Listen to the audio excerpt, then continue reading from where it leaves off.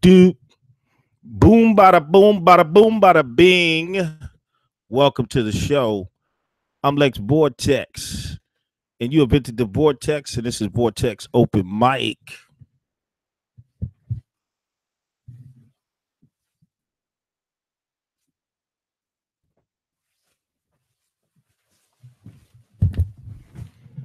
And I'm stronger than my pain, and perception determines your reality. As you can see from the show, I got my man Mikael Ben Yashan Yisrael. He will be joining us shortly. But welcome to the show, everybody. I hope you enjoyed the last show we did with Digital Pit Boss. That was a very fruitful show. Um, as you know, as we always start off the show, this is Lex Vortex, aka Awesome Sauce, aka Mr. Flip Flopper, aka the Christian Mystic, aka Lex Samir Bay, aka the Son of Man has no place to call his home. And we're back once again, and we're gonna be interviewing today Mike Mikael Ben Yisrael, Chicago Hebrew Israelite, and we're gonna get into his mind and learn his story and get it popping. By the way, if you haven't joined Planet Vortex yet, just hit that description box and you will see a link in there to join Planet Vortex. We have our own social networking website.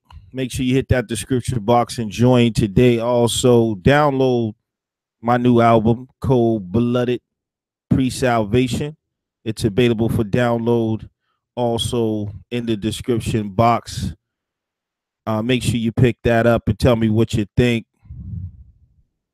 Also, we are developing the Black Amber Alert app. So we have a GoFundMe for that. Make sure that you download that app and contribute. I mean, make sure you go to that GoFundMe and contribute to the development of that app. We've been shaking things up with innovative thoughts, bringing in revolutionary thinking, um, and trying to do it in the most positive manner possible.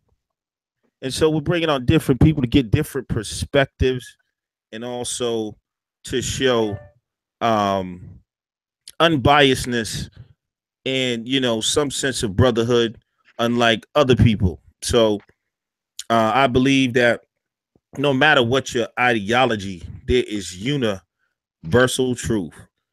You know what I'm saying? And we can find the golden thread of love in all ideologies or whatever.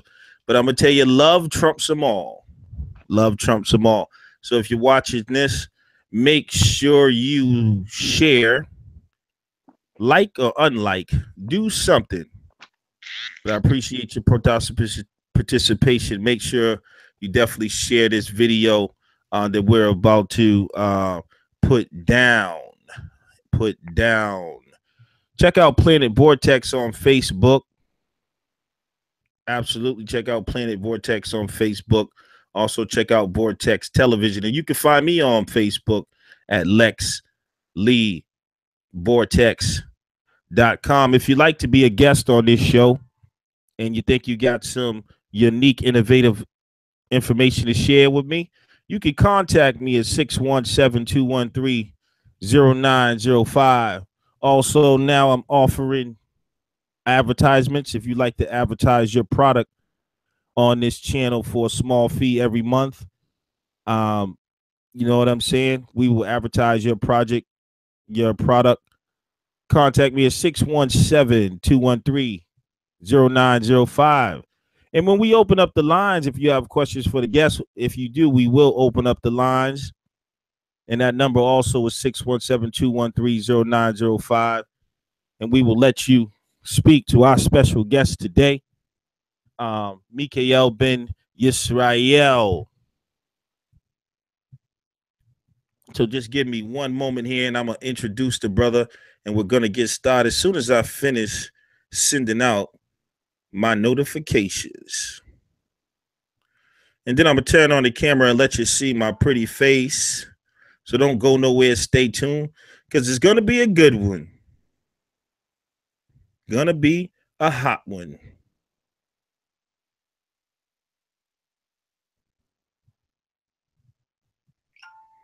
All right. We got Mikael Ben Israel in the building. So, brother, if you're there, won't you come on and introduce yourself to the people? Let them know where you're at, what you're about, and what you're doing. Mikael Ben Israel, peace. Welcome you into the Vortex. Shalom, shalom, Lex. What's up with you, my brother? Shalom, brother. Shalom. Nice to have you today. Good to have you here. I'm excited about the show. And, I really want to get into your mind and, what I'm saying, understand your story and your walk and your path and get your views on the community, on the world today from your perspective, from the Hebrew Israelite perspective. And we're going to really get it in to find out what's going on. So just say what's up to the people. Tell them what you're at and anything you want to plug, anything like that, my brother. For sure. First and foremost, I'd like to give all honor and praise to the Elohim of Abraham, Isaac, and Jacob, in the name of his son, Jesus Christ, our Mashiach, which is our high priest. Um, yeah, I'm really, I'm flattered, brother. I'm humbled. You surprised me when you inboxed me. I forgot we was actually friends on Facebook. But I have been checking out, I still keep my eye to the community. The conscious community. I've been peeping the, little things here and there. So you reached out to me, asked if I want to do an interview. I'm like, sure.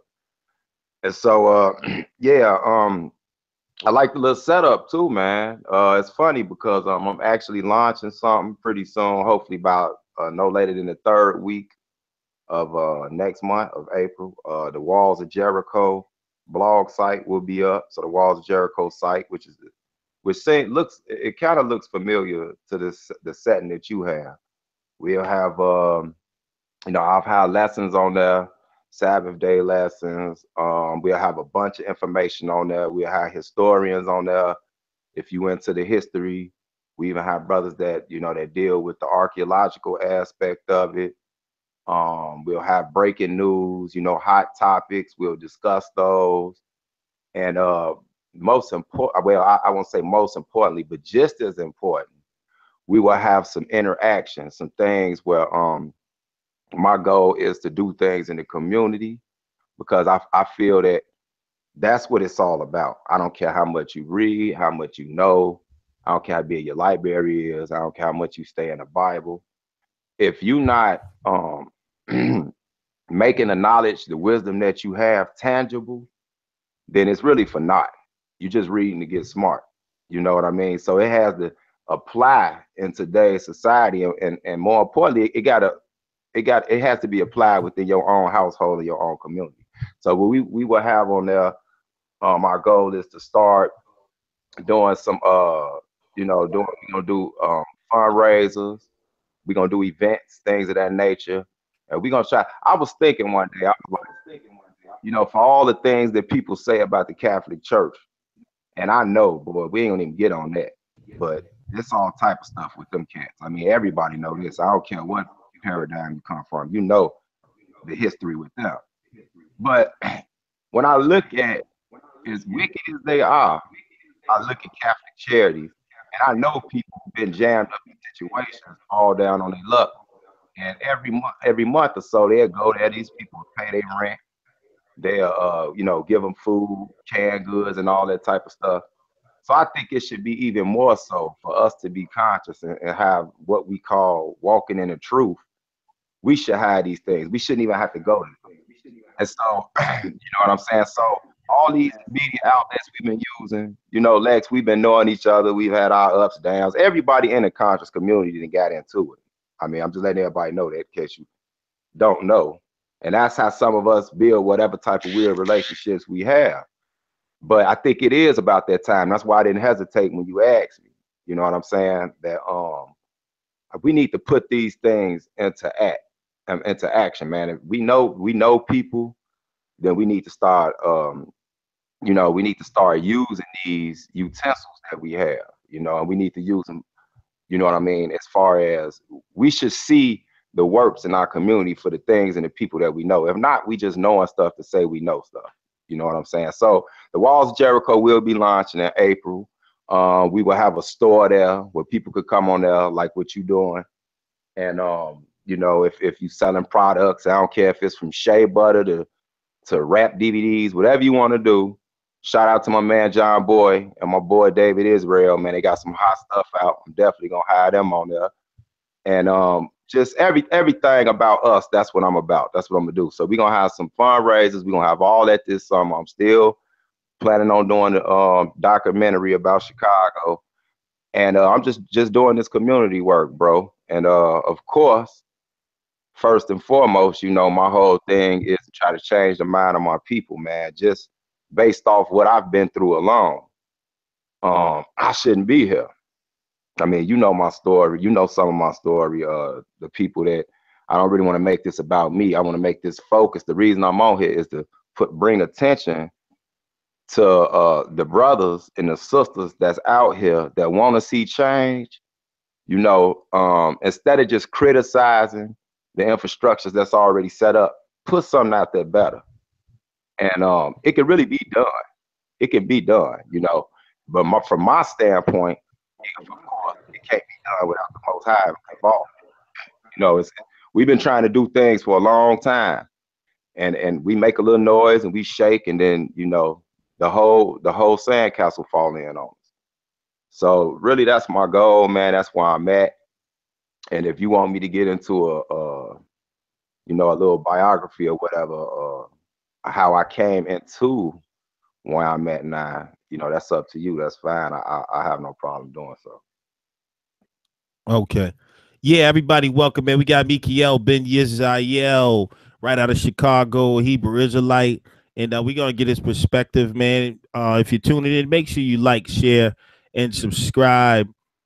You invented the vortex. And yes, man, what I want to do, bro, is you know, I want to get a little nosy, man, because I know you're a brother from Chicago, and I know a little bit about your story, your early life. And a big thing that I've been running into lately is funny. I mean, I've been connecting with a lot of people from Chicago who's been reaching out to me, and the Chicago vibe is just a whole different vibe, especially with you know, I know it being one of the most, I think, predominantly like segregated black cities, and with the gang culture there.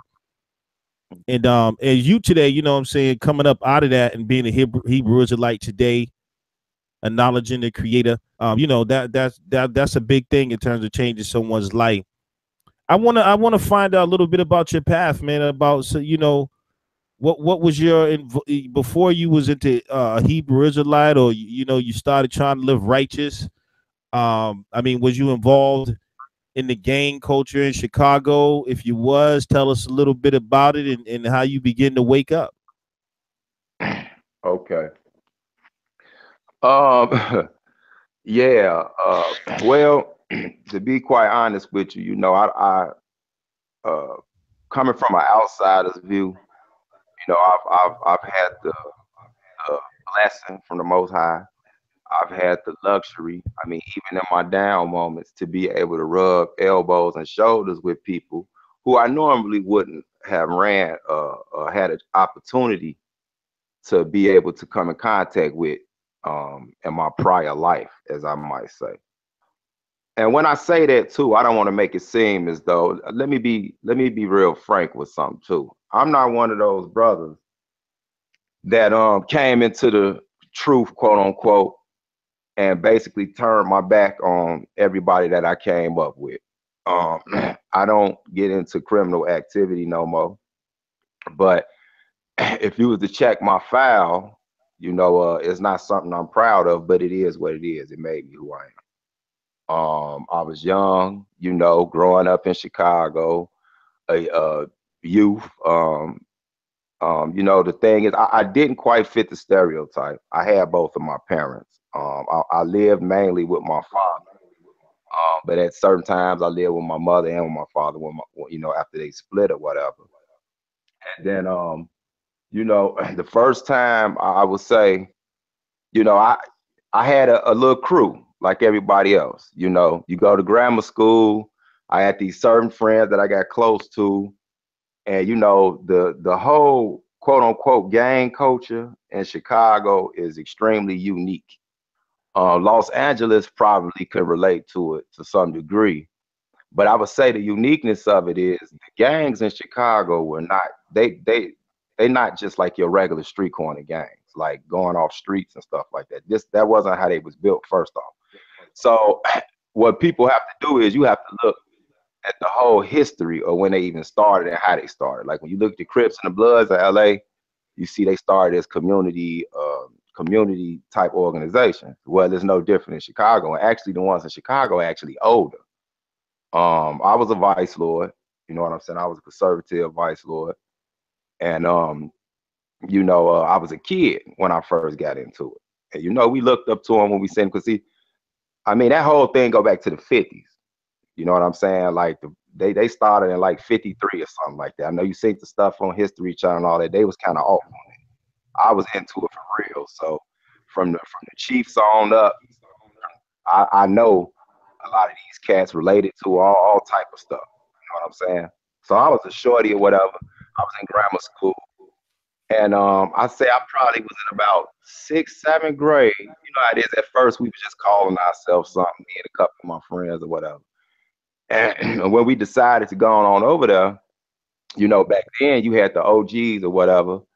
You always had certain brothers you would look at and you would look up to them. Like, man, them brothers cool or whatever, So one way or another, me and my couple of my best friends, one of my cousins, he deceased now. He got killed on my corner.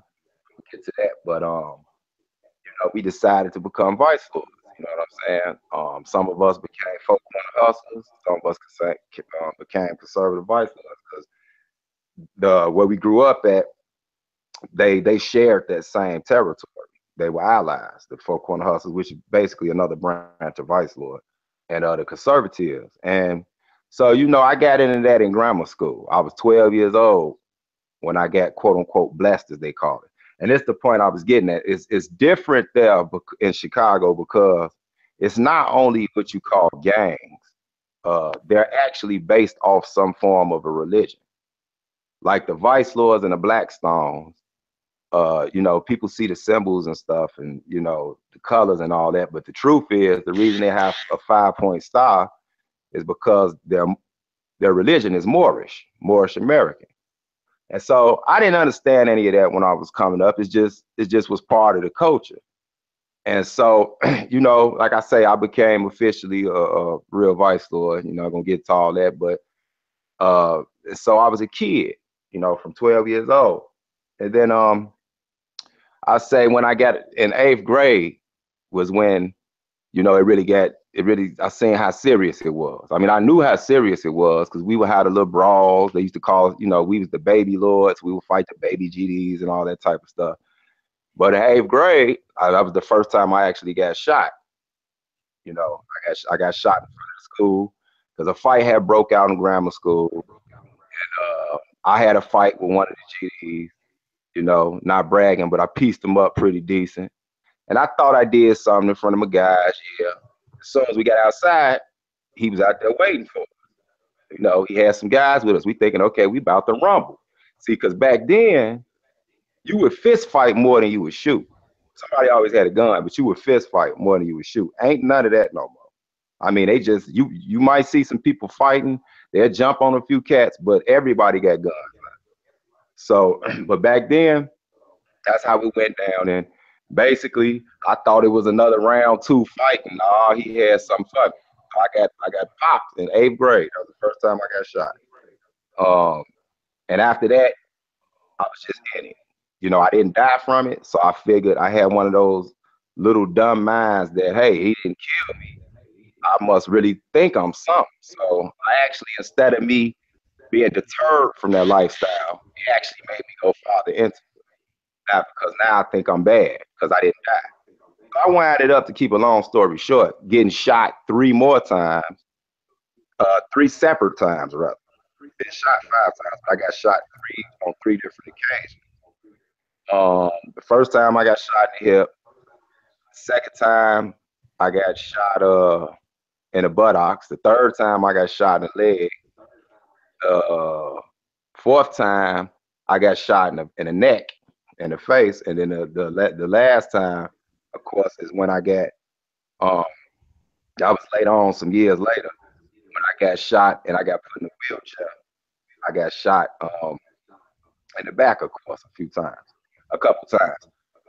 So all through that time, from eighth grade, all those things happened. There's a lot of the dialogue and the story in between that be here all night. So that's why I'm gonna write a book on it. A lot of Hmm. things happening in my life. So I would just put it like this: I wasn't playing around with it. I was for real with it. I had respect in it. I was an outstanding member. I wasn't just, like I think, doing a little flunky, low level stuff. So to be honest with you, I was one of them brothers. Basically, I was taking over blocks, all type, had my own blocks and stuff like that. So I was in it to die, point blank period. I thought it was all about the nation, quote unquote, and I would die for it. Now the good thing about it, the last time I got shot when I got put in a wheelchair, that's of course when I almost died, and I actually got shot with a gun on me. So I'm letting people know, these little tough cats running around. Just because you got a pistol on you, don't mean you can't be touched. Matter of fact, I remember OG told me a long time ago, do you take a shower with your pistol? Do you sleep with your pistol? You know what I'm saying? So you can still be touched. If the Most High wants you touched, you're gonna get touched. So I actually got shot with a big old Joker revolver on me. I'm talking about, looked like the one out the old Batman movie. He had one of them on me. That's probably what got me popped. It was so long, you know what I'm saying? But that's what happened to me. So when I was in the hospital, there was a sister who stayed on my block. I won't say her name, but I thank the Most High for her. I used to, the sister used to watch us or whatever, because I would protect my block. I wasn't just like gang banging, messing with people that came through or whatever, because I was making money on the block too. So the thing was, you couldn't come on my block with none of that. It wasn't no shooting on my block or none of that. That was the quiet part of the set. Hey, bro, real quick, Mikael, you sound clear, but it seems like sometimes you going low. Do you got your headset on? No, I don't. Do it sound better now? Yeah, yeah, it sound good now. It was going out a little bit, but you good. But I want to ask you, remember where you're at right now. But Okay, I got. I never been shot, but I've been shot at. Mhm. And thank God, I was never hit. Um, you hear about that, man. That's some badass shit though. You know what I'm saying? Like, tell the people, I mean, what does it feel like? First of all, I know people say it feels like you're burning, but did you have any near death experiences? Did you know what I'm saying? Did you ever die and come back type stuff? Well, I hear people say, well, I'll tell you this. When people tell you, I get to the first part. The burning part, yeah, that's not a myth. Yeah, it definitely burns. The funny thing about it, I remember one time I got shot. We were coming from swimming. It's a little area over there because I'm from the Auburn Gresham neighborhood. A lot of people call it Inglewood because they're connected. And well, it's so bad over there, they just call it Inglewood. But I'm actually from Auburn Gresham. That's like 79th Street, 76th Street by Halsted and all that. And we were coming from swimming, me and some of my homies, of course, some of the lords or whatever, as we say. And we were in war at the time with the gangster disciples or whatever. And my silly butt walking around with headphones on, which is the dumbest stuff ever you could ever do when you're in war in the hood, to walk around with headphones on. So I'm walking with headphones on. It's about 10 of us, and we walking. I was in the back of the line. So we had this little game we used to play where we would take off running. This just show you the type of humor we have. These were our games as teenagers and stuff coming up. We would take off running if somebody wasn't paying attention. You would automatically take off running because we was in war. So you figured somebody was about to start shooting or something. So I seen a couple of the brothers in front of me take off running. So I had headphones on, so I couldn't hear anything. And I could read their mouth. And I'm like, y'all ain't about to get me with that, man. I know ain't nobody behind me. So my dumb butt sitting there bobbing my head. And I just feel something hit my leg. Felt like somebody kicked me real hard. So the earphone fell out and I hit it. whizzing past my head. I'm whoa. I turn around. I see a dude on one side of the street running directly at me shooting. I'll never forget. He had a Glock 9mm, and then the dude on the other side of the street, he was shooting at my boys and them in front of me. He had like a tech. Now I can see the long clip hanging out. So I'm whoa. So I'll take off running, but I knew I was hitting. It hit me in the calf. So I had like a little limp. By the blessing of God, it just so happened when right where I took off running at was one of my homeboys' grandmother's house that we used to always go hang at. So I basically just fell through their front door while the bullets was hitting the front of the house or whatever. So if it wasn't for me being that close to that house, I'm pretty sure they'd shot me in the back of the head and killed me. But yes, it is true because by my adrenaline pumping, after the initial kick, it didn't really hurt. Didn't even know I was shot. I thought maybe, somebody hit me with a rock or something. Until I got in the house and then that heat kicked in. Yeah, it felt, boy, it definitely, that's why I am so scared to go to the lake of fire. I know it's people who don't believe in that. But what I tell them is, look, if you right and I'm wrong, I have nothing to lose. I just been doing all this for nothing. But if I'm right and you wrong, I pity you. Because just the heat off that bullet was enough. Enough to really you don't want to feel that no more. So imagine that lake of fire. So yeah, bro, it hurts. And to answer your second part, the last time I got shot, I don't know if you want to say I died and came back, but what I do know is I was bleeding real heavy. I'll never forget it. I remember I got shot up, and well, first off, this was kind of weird. This is how I know the Most High had planned all this. And some people might think that sounds crazy or a sick way to think, but I was hard headed, and I wouldn't listen. I kept getting shot. I kept thinking doodle instinct. I was out there doing the same thing to people as they was doing to me. And the Most High evidently wanted to use me for something, but I just wasn't trying to hear it. I actually thought I couldn't die. I had got to that point. You know what I'm saying? They started calling me 9 lives and silly stuff like that. And so I remember I was getting out the car, me and 3 of my homeboys. I was getting out the car. They was coming to drop me off at the crib. And I had a big fofo, a Smith & Wesson revolver. Not a semi-automatic, the long, dirty, hairy gun. I'll never forget. And I think it was a 4.4 or 4.5. I don't think they made 4.5, but I can't remember. And I remember when I got out the car, I could feel another car rider behind me. And this is what was kind of rare because it was different in Chicago than you saw like on LA. They didn't do a lot of drive-bys in Chicago. They did drop-offs. Like they would drop you off at the corner or something like that, or you would creep through an alley or something. That's why we even had a routine on the main blocks we hung on. We would make sure we had dogs in certain yards so we could hear if somebody was creeping through the alley, because we knew if the dogs barked, then that was our alarm system. So we would have security and stuff posted up on the corners. And you still kind of see them doing that today, but they're just a little more reckless with it. And so let me get back to my point. So yeah, so I heard the car pull up behind me, and I happened to look over my shoulder because I was reaching back in the passenger side to get my pistol. It was stuck up under the dashboard of my homeboy's car. So my homeboy's in the driver's seat trying to help me get it from under there, and I'm laughing. I'm like, man, how the hell did I stick it up here this far and it gets stuck? And they was like, man, you tripping.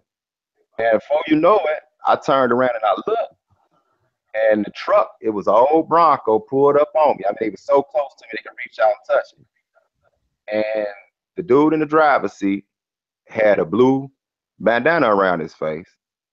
And the dude stood up, and the other guy stood up out the top of the sunroof. And he had a gray scarf or bandana around his face. So I knew what time it was. I already knew. And he said something like, yeah. I think his words was, yeah, we got your ass now.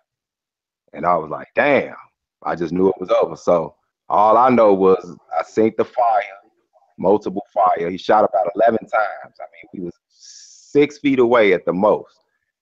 And by the grace of the Most High, I only got hit twice. You know, the first one hit me in the top of my back, like right up under my back of my top vertebrae. And I was able to run a little bit. I may have made it from the passenger side of the seat to the trunk. And then the second one hit me in my lower back, all the way down at the bottom, like by my tailbone. That's the one that dropped my legs from under me. So all I know is I fell and I'm laying there and I slowly watched the truck ride off, and they rode off real slow. And my boy and them was in the car. They was laying all under the seat. The car got ripped, but none of them got hit. Only I got hit. And all I remember was I kind of blacked out, and then I woke back up. And now at this time, I remember seeing two of my homeboys standing over me, like breathe, breathe. You know, they was telling me, man, breathe, Mike, breathe. And I told them, I said, hey, man, I said, hey, I can't feel my legs. No, actually, I could feel them. I said, what I said was, I said, my legs bent, straighten out my legs, because it felt like my legs were bent, but they were actually straight when I looked down. So I knew something was wrong. You know what I said? I knew something was wrong then. And my boy just had this look on his face. And I said, yeah, I must be really messed up. I always healed and came back from it, but this one, I knew something was wrong, man. And you know, I asked my boy, man, I say, give me my pistol. And he was like, what? I said, give me my pistol. I'm telling you, give me my pistol before any of the neighbors come out the house, before the police ride up, give me my pistol. I already had to get into it, but you know what I was thinking, because I felt I was messed up. And I was like, man, I ain't about to live like this. And my boy was like, nah, man, I can't do that, bro. And I told him eye to eye. I said, if you love me, man, give me my pistol. And he was like, nah, I can't do that, bro. And so then by that time, I seen all the neighbors coming out. I seen because I got shot right in front of my house. They followed me home. That's where they was parking to drop me off. And I seen my cousin come out, and he grabbed my hand, and then it just went black from there. And the next time I woke up was like a week later in intensive care. And this where the story go funny. One of the first people I seen, of course, was my mother and my father. Then a few of my cousins and my sisters. And then they finally moved me to my room. And the first visitors I had was a sister that lived on my block, older sister. And I knew she was in something, but we didn't really talk about religion and God and all that type of stuff. But you know, she came to me and she was like, you know, we talked for a while, and I was real down. I was angry in one sense. I was you know, in another sense, I was depressed. You know, because I knew I was messed up. You know, and at this time I hadn't gotten any of the, you know, I had just numbed up. Like my legs and stuff was feeling real crazy. And you know, she said to me, you know, man, you know, it's more to life than this. You know, people look up to you, because it was a bunch of people coming in and out the hospital, a bunch of my boys. And you know how that go. They was looking to do whatever for war and all that type of thing. And the detectives coming in. I was in the hospital maybe. But now I'm well, let me finish this part. I don't want to confuse the audience. I'm letting y'all into my life too. I don't normally tell all this type of stuff, but I figured the Most High said put it out there. So the sister was talking to me, and she asked me, did I still believe in God? Now I kind of skipped past the part, but when I told you about the Moorish American thing, right when I got shot, although I had a pistol on me, I was really at this transition period. I had started studying more into the religion aspect. I had started studying into the Moorish science, right? And that's really where I was at. So, you know, it was already certain things I didn't do. I didn't eat pork. I didn't do none of that type of stuff, because the Vice Lords, it was against their law to eat pork. And so, you know, so I was really at that moment when I got shot. So now that I look Monday morning quarterback and look back at it, I see why the Most High had things happen in the time that they did. So the sister basically told me, she asked me, did I know who I was? And I said, a Vice Lord. And she was laughed. She was like, no, that ain't what I mean. You know what I'm saying? Like, who are you? Like, where do you come from? And that's when she brought the whole Israelite thing to me. She put it on my mind. I mean, it struck a nerve, but I still wasn't trying to hear it. I wasn't trying to hear it for a while. And so really from that point, that's the first time that seed was planted. And it took a couple years for it to really grow. And then once I basically subscribed to that, it really wasn't no turning back after that. Wow. Hey man, that is a serious story right there, man.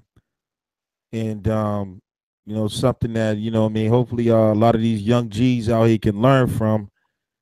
Um there's a lot of glory, but there can be a lot of pain. But man, you were definitely blessed to be able to come out of that and be able to give your testimony today. So I thank you for sharing that, man. You know what I'm saying? That's a lot of personal, deep stuff. And, I'm sure the listeners appreciate that.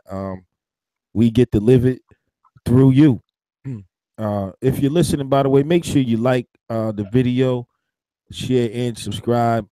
Hit that description box, and you'll find all the other information you need. Now, after this experience, you know what I'm saying? You was introduced to the sister introduced you, planted the seed of Israelite, and you said take a couple of years. Now, what happened though? Like, let's say, all right, you go through obviously there had to be a serious transitional process. Your whole life has really changed. Did you go back? I mean, was you still like banging in the wheelchair and still rolling with the homies before? I mean, how did this transition take place from here? Yeah, it was very gradual. It wasn't immediate. Like I said, I was a hard head dude. So even after I almost died, I didn't got crippled. You know what I mean? That wasn't enough for me because I actually became angry. You know. Now the only difference was I had a conscience because I had this Israelite different outlook on God. I had this thing in the back of my mind. And I was kind of between that and the more science deal. So I was thinking about God, but at the same time, it was still so much death and stuff happening around me. Like one year, I think I lost five of my homies at one time. It was internationally publicized. Five of my homies, they were some money makers. Let's put it like that. And I actually was supposed to be with them. I had just talked to them like 2 days prior, and nobody had heard from them. So about 3 o'clock in the morning one night, I just happened to peek up and I look at the TV and I see the news and I see my boy Truck. I'm like, oh man, that's my man Truck. For the sake of the family, I'm not gonna say their names, but everybody that know me know who I'm talking about. He's some well-known dudes too. One of them, he had one of the rankings over us. I was an outstanding member myself, but he was one of our chiefs. And when I seen his truck, I'm like, wow, man, that looks like his truck. And so, the house phone rung. This was when everybody had house phones then. I mean, if you had a cell phone, it was that big brick with the big antenna. And so, going off, my beeper going off, just to show you how old this was, beeper going off and all that type of stuff. And so, I get in the car and they was like, man, that was such and such. And I'm like, what? No, so I was broke up. So basically what happened, five of my homies went missing. And a few days later, they found one of our homies' truck. They found his truck. And in the truck, they found, mm, well, put it like this: they found three of my homies dead and tortured, and we couldn't find the other two. So about a week later, somebody stumbled across a car that was sitting kind of odd and had a bunch of clothes piled in the back seat. And when they searched in the car, one of my homies was in the back seat, and I think the other one was in the trunk. They had been tortured too, so we knew that it was a setup. All of them got killed together. So during that time, man, I wasn't trying to. I was just like, man, look, you know, it's war. It is what it is. It was just serious, man. But Mm. after I think in that year alone, I lost like those five, and then we lost like two, three more homies that year because it was a real bad war in the area. And so I lost like eight homies, man, that year, close homies too. And so it was just rough for me for a couple of years. Now I had this Israelite thing in the back of my mind. But and and what's funny about it, I was even keeping the Sabbath. That's one of the first things I started doing. And it was funny because I mean I was still doing my little hustle or whatever, but I had made a vow that I wouldn't sell crack no more. And so I didn't touch no crack. But I was selling weed or whatever. And I wouldn't sell weed on Friday night. And it's funny because people had the respect for me. And they tell people, man, you better get up with him before the sun go down Friday. He ain't gonna sell you no weed. So I was so crazy. I was so crazy. I was still doing what I was doing, but I figured I was getting some cool points with God if I just at least kept the Sabbath. So that was the first thing I started doing. And man, I would say it probably took, man, a few years, bro, before I really one day I just woke up and was like, man, because the Most High was showing me so much stuff. Like it was like I could see stuff that nobody around me could see. And it just I kind of started alienating myself. Like I was still cool with my guys from the streets or whatever. But I don't know, I needed something more. And so that's when I started actually putting myself like, I think it was 95 when I first went to the camp over on the southeast side of Chicago, which is the IOG. And that's who brought me into the truth. My teacher, Brother Bowie, and the other. And I used to go and I just sit in the parking lot. They would bring the speaker out there for me because I didn't like going around big crowds. So they would actually bring the speaker out a lot for me while I sat in the car and I would listen to the Sabbath day lessons, in the car with the sister who first came to the hospital and brought it to me. She would come pick me up on the Sabbath, man, and take me, and I'd just be sitting there learning the word of God in the car, whatever. So from that point on, man, I just started getting real serious, bro. And that's when I seen that my name was known so well. Not bragging, it's just the truth. Y'all can just check yourself. You'd be surprised who know me and who I know. I figured that it could be used as a tool instead of me just turning my back on them. Like I got a lot of homies, man, that was from my cloth that are Hebrew Israelites now because I couldn't just sit on that knowledge, and they saw me change certain things, and so they got interested. Like, man, if this could turn this dude, into turn this dude into a humble dude, it got to be something to it. So, a lot of my homies, they did the same thing. So a lot of my homies that's retired vice lords and stuff, they Hebrew Israelites now. And so I when I got real serious about it and I wanted to get into the community activism, I used my name that people used to remember for the gangster stuff. I used that to actually do the anti-violence thing now because people will respect me. It's way different when they know you've done these things than just somebody in a suit that's preaching, sweating bullets, and he ain't never lived this life. You know what I mean? So with the Mhm. young brothers, I get a totally different reaction than they would probably give to somebody who's basically philosophizing something that's better, that might better their life, but they've never lived it. And they know I lived it. All they got to do is check my file, holler at one of their uncles or something like that. And they're going to be like, yeah, man, that dude was, whatever. So they see that, they know that I'm sincere about this. I'm not doing it for no financial kickback. I'm not doing it for none of that. I just feel that I did enough damage to our community that I'm in debt with my community and with the Most High God. So I try to live my life every day, at least seeing how I can try to repair something that I did. So that's Absolutely. Yeah, man, that's a great story, man. And let me say this. Now everyone know I came out of the Hebrew Israelite community, and I have different, ideological and philosophical difference today. But I will always say this. As crazy as I think some of the Hebrew Israelite factions are, some of the philosophies are, if I was to choose, what I'm saying, and it was effective for me in a lot of ways too, it is definitely, what I'm saying, something that does bring order and discipline to a lot of youth and young people.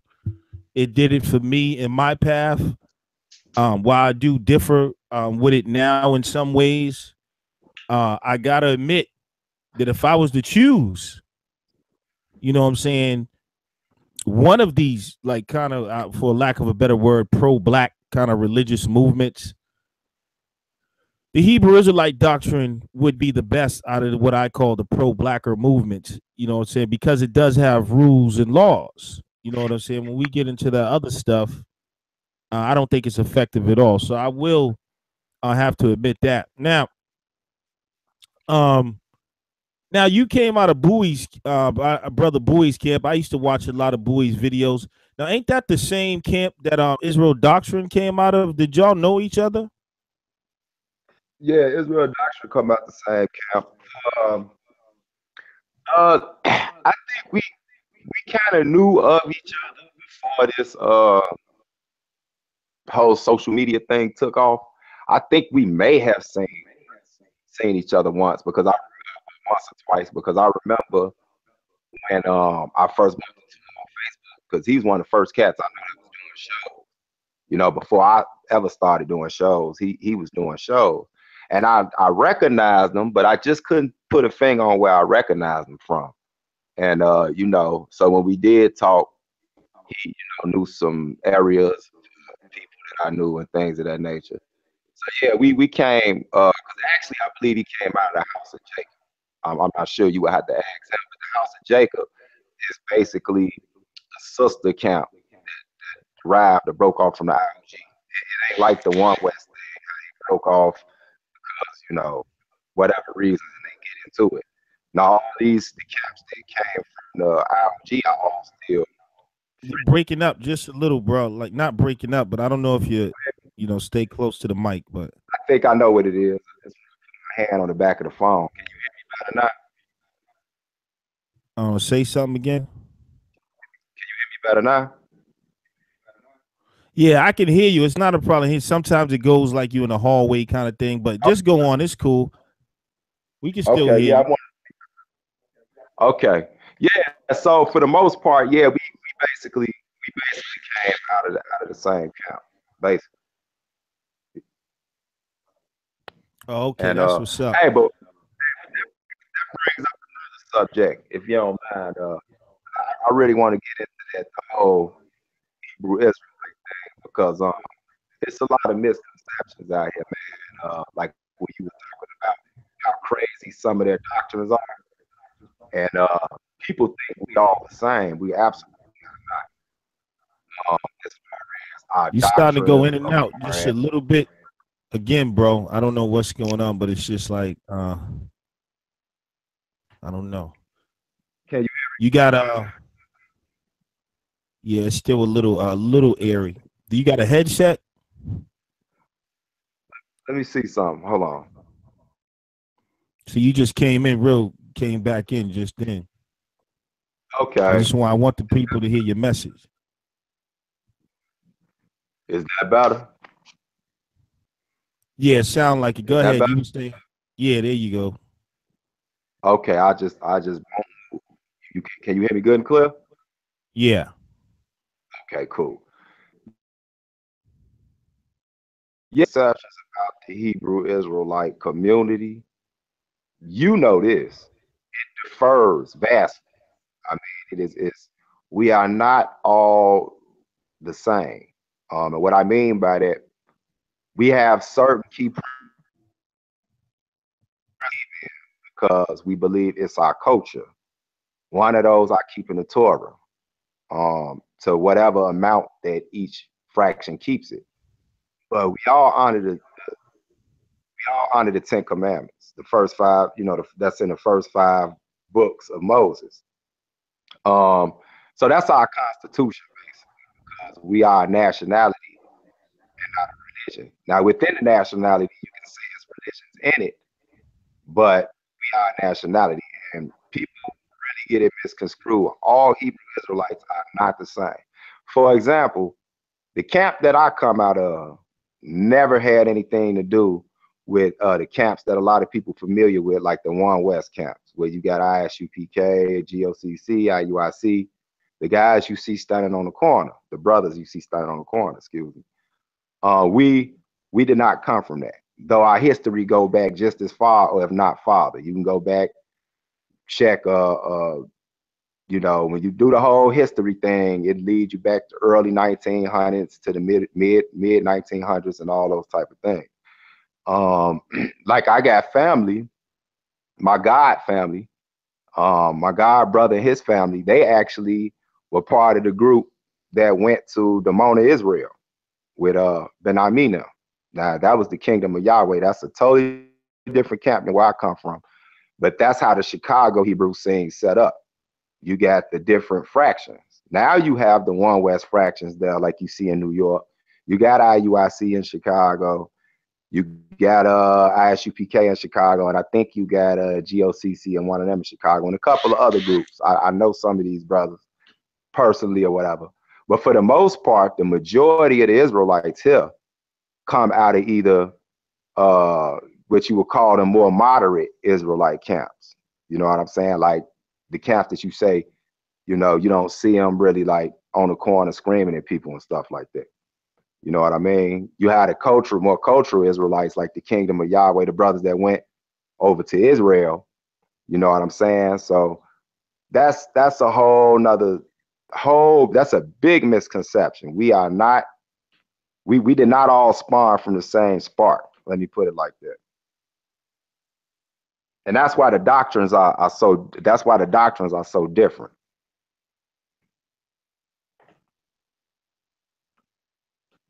Yeah, it's important for people to know that because and I'm just gonna say it, a lot of people get turned off by the New York Israelites. We just gotta keep it real. They are very extreme. But they're passionate, you know what I'm saying? But a lot of people get turned off from, even considering, I think they kind of ruin it for a lot of other Israelite groups, because I know a lot of Israelite groups, they're not into all of the let's just kill the white man and we're just gonna kill you if you don't listen, and the radical stuff. But isn't what isn't your camp like one of the biggest Hebrew Israelite camp? Well, I think Chicago's period has concentrated like what I'm saying, in terms of the presence of what we call the Israelite groups. Well, yeah, that's the thing. I can't really speak from New York because I'm not from New York, so I can't speak for New York. My sister lived there as I was growing up, but I didn't know anything. I was too young to really know about the Israelite scene. But I stay in contact with brothers from the East Coast or whatever, and I wouldn't say it's too much different, but I will say as far as the population of what you would call conscious people, it's extremely large in Chicago. Not even counting the outside fractions, like how big the Nation of Islam presence is and the Moorish American presence, but the Hebrew Israelite presence alone, we have like literally whole damn near neighborhoods. Like, you know what I'm saying? Like it's nothing to ride down the street in Chicago and see a Yahweh's health food restaurant, or you'll see something like Yeshua's, or like even the Soul Vegetarian that was owned by the brother Prince Asiel, which was one of the generals of the late Ben Amin from the king that went over to Africa. That's one of the most famous soul food joints. I mean, vegetarian restaurants. And then we got my brother with the Lighthouse Cafe. Got to get a shout out to him. Lighthouse Cafe. If y'all ever in the Chi, go to Hyde Park, you know, check out the Lighthouse Cafe. They only serve alkaline water. Real healthy food. Everything cooked from scratch is fresh. They got all the vegetarian stuff you want. They even got meat. They got the thighs, gyros, Italian beefs, all type of stuff. And everything is clean. No pork, no shellfish, no shrimp. They even got the Leviticus law written in the restaurant when you go in there. And so when you in Chicago, put it like this. Like I hear people and you know, they would say things like if they from these isolated areas down south and stuff like that, they don't see too many Israelites unless they're on Facebook or the internet or something. Well, I never had that problem because once I got into the community, you know, it was like they was everywhere. You know, this thing go back so far, the 60s and all that, you know, you just bump into old Hebrews. Like shalom is so common here. I mean, even the gangbangers be walking around like, yeah, shalom, you know, so damn near everybody here know they Israelites in some type of way. You know, now whether they follow it or not, that's different. But the funny thing about it is, since we got so many Israelites here, of course, you're going to have to so-called kind of real different kind of Israelites. Let's put it like that. Everybody don't really roll with each other like that. That's probably as far as you're going to get is a shalom and probably a 2-minute conversation. Then other than that, you know, that's how that's going to play out. Right. So it's fair to say you still got some gangbanging Israelites out there. Yeah, unfortunately, man. You know, that's why I gotta say this. I'm not gonna spit on nobody's camp because this is how I look at it. And people ask me this, and that's just the brutal reality that the Most High showed me. I study these scriptures in depth. And before we get off, you know I'm gonna have to go to the sword, man. That's what I'm known for. That's what I do. I ain't gonna, you know, take y'all to no sermon or nothing, but it's something that's gonna be real relevant to this conversation to let you know why I'm so passionate about seeing tangible things done in the community and not just preaching. But what I was gonna say is, unfortunately, that's why when I see brothers camp banging, as we call it, you know, I made a lot of these terms too, Lex. You know that. Like you see a lot of cats out here saying super brews and stuff. I came up with that. And that ain't no secret. People can go back, check 6-7 years ago. I said super brews, just cracking a joke. And it just, now they saying it all in the UK. I had a whole brewtionary, as I called it, where I made up stuff with brew in it. And I be seeing people doing it. It's kind of cute. I said I wasn't gonna want no credit for it, but I think I'm gonna start charging people. But the reason I came up with that term, bro, actually was out of disgust. Because I would see brothers basically, as I call it, camp banging. You know, these camps would be damn near fist fighting, you know, like basically gang banging with each other.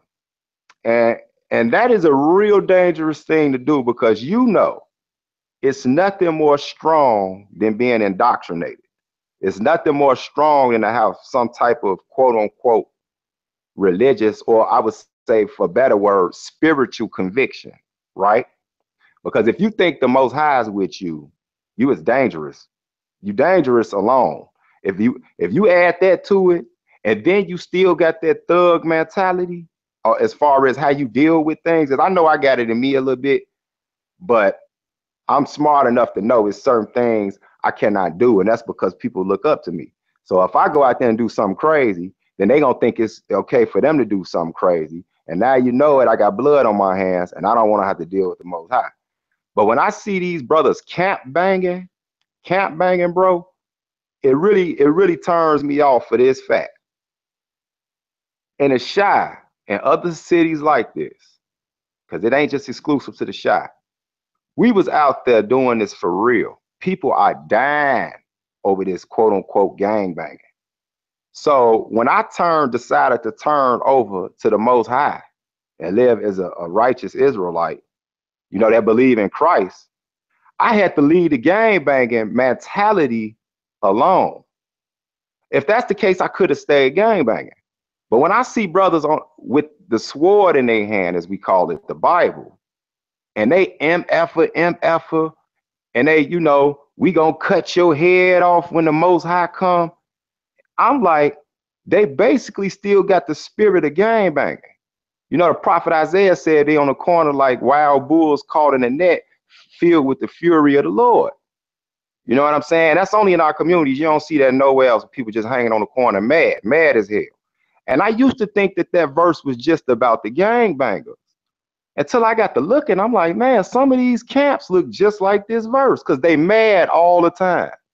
Not all of them. So everybody listening, I am not talking about every camp. I'm not even talking about every One West camp because I got brothers from those camps and I know they do good work. And trust me, I don't care. I don't do no sugarcoat nor brown nosing. I'm speaking truth. I know it's brothers out there because I kicked it with these brothers in person and they some of the most lovingest brothers.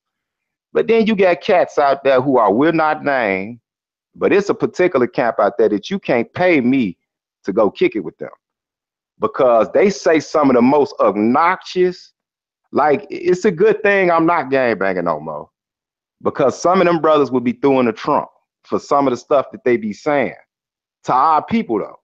You know what I'm saying? You know what I'm talking about, Lex.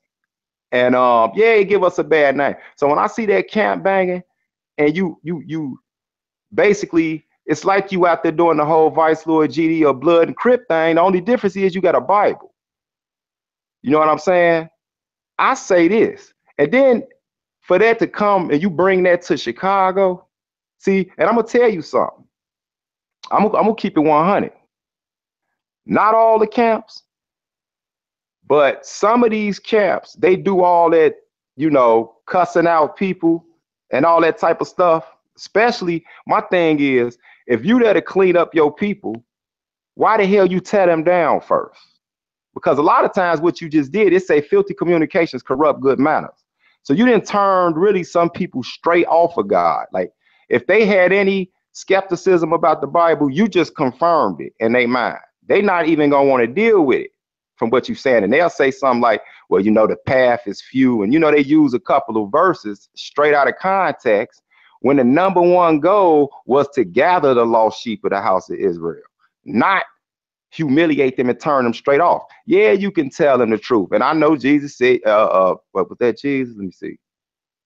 Well, no, I can't. No, I ain't gonna use that one because somebody gonna try to come back and flip that one back on me. But I know, like one when he say, "Have I become your enemy because I told you the truth?"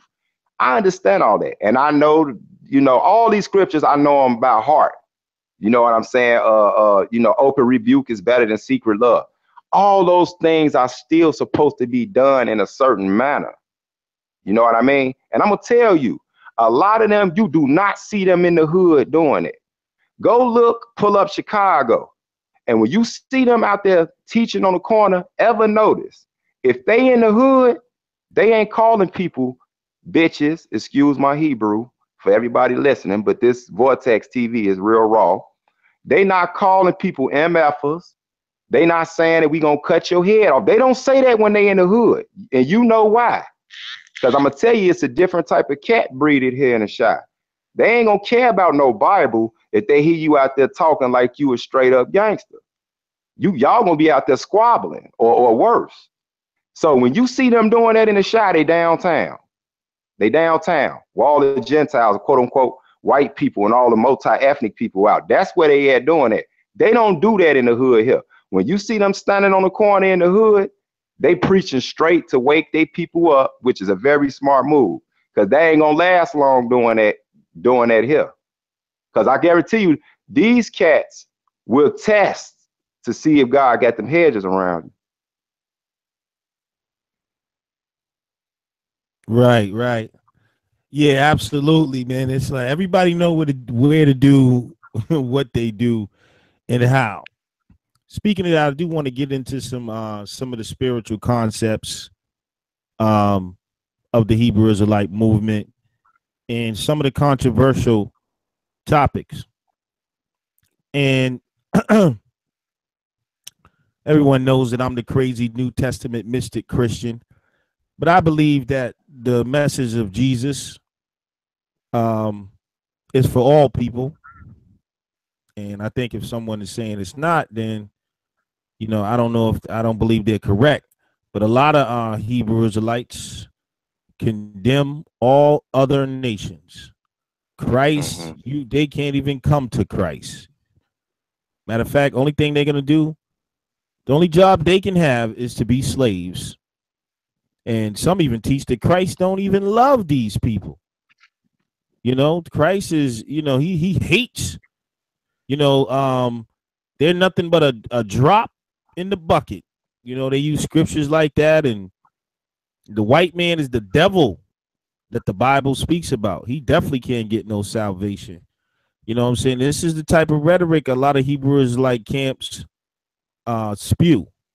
In your camp, and what y'all teach, can white people come to Jesus Christ? Can Chinese people come to Jesus Christ? Absolutely, 100,000,000%. Let me say something. See, this is something that a lot of Israelites don't like to talk about, but you got the right one today, because I ain't called Hebrews in the hood for nothing. Yeah, Hebrews into his hood. I'm gonna keep it hood. First off, for someone to be a quote unquote nationalist or a revolutionary, they should not have to fit the requirements of a group of people online trying to tell you what that means. And what I mean by that is, you don't have to be anti somebody else to be pro you. That's 100%. Yes, when Jesus Christ came, he came to the lost sheep of Israel. He said, go not in the way of the Gentile. You know what I'm saying? But what they don't tell you is that's because it was a protocol. You always got to go through Israel first because we his firstborn. And you know what's funny? Whenever they quote these scriptures like, even Israel is my firstborn or my only begotten son, right? And then they tell you, no, he's the firstborn. If the nation of Israel is the firstborn, what does that let you know? Why it just didn't say he's the only born? He's the firstborn, because that implies it would be a secondborn, a thirdborn, a fourthborn, a fifthborn. Yes, right now we are his only children. You know what I mean? But you can join onto the covenant of Israel. Yes, you can. As a matter of fact, I'm gonna let the scriptures back that up. This is something that people don't like to read. You know, they'll try to say, oh, you trying to say the white man or the Gentile or Esau and all that. This is what I found out. Yes, I feel a certain way about wicked people and what they did to our people. See, I'm gonna keep it 100. Everybody know how I am. At the same time, what I learned is I cannot interject my own personal emotions into these scriptures, because these scriptures was here before I was here. These scriptures was here before we even messed up and got ourselves sent over here in the transatlantic slave trade, first off. So the Most High got a protocol. His protocol and his mission is bigger than your personal emotions, and that is to recover all of humanity. And it has to be done through the nation of Israel, because we are the priest nation. You see what I'm saying? And matter of fact, I'm gonna give you an example of this. I want you to hear this real close. I wish I had a reader, but I'm gonna go ahead and do it. This was a decree. I would like to ask anybody, why would he say this, and who is he talking about? And before you go and say, oh, see, that stranger is the Israelites that was in idolatry, I'm in 1 Kings, man. The nation was together then. Everybody knew they was Israelites. You see what I'm saying? Everybody knew they was Israelites. So it wasn't no lost Israelites then. You know what I mean? If they got into pagan worship, they got into it all together. And when they did, somebody got killed for it. And if it spread it, then the Most High sent the army or an outside nation against them to split their wig. So listen to this. I want you to hear this clip and tell me who this talking about. And it gets real specific with these scriptures. This God's objective, and this is what I noticed a long time ago. It say, this is 1 Kings chapter 8, verse 41.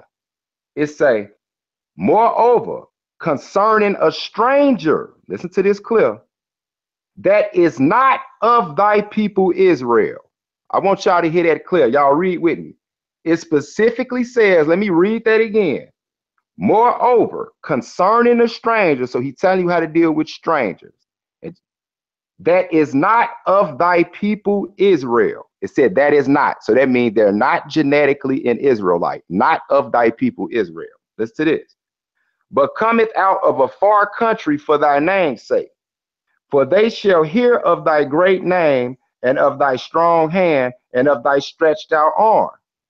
When he shall come and pray towards this house, look, it's saying people that are not of Israel can come pray towards, which would have been our temple, the holy city, Jerusalem, and all that. So they praying to who? To our God.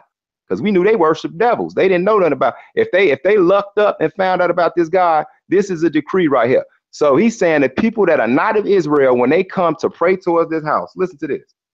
Hear thou in heaven thy dwelling place, and do according to all that the stranger calleth to thee for, that all people of earth may know thy name, to fear thee, as do thy people Israel. So he's saying, so all the people of the earth that want to know about God, we supposed to equip them, because you got to be taught by Israel to know about God, just like the people of Israel know about God. It say, and that they may not, and that they may know that this house which I have builded is called by thy name. And here go the key part. If thy people go out to battle against their enemy, matter of fact, no, I think that's enough. I could just leave it right there. That's clear. So it lets you know right there. Yeah.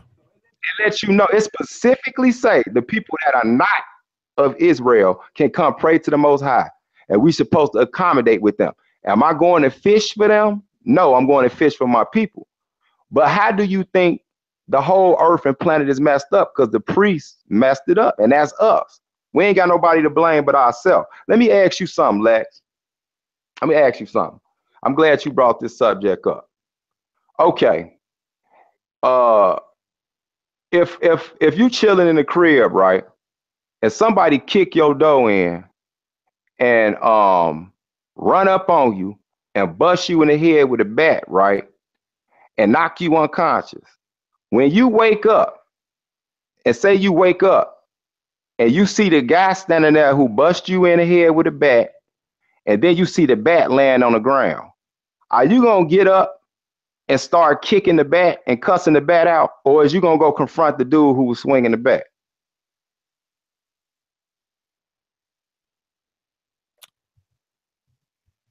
I don't know. Well, it would be wise to confront the one that was swinging the bat, because what can a bat do? A bat is just a weapon. You're supposed to be, your problem Right. should be with the one who's swinging the bat. Well, the Most High is the swinger, and the nations are the bat.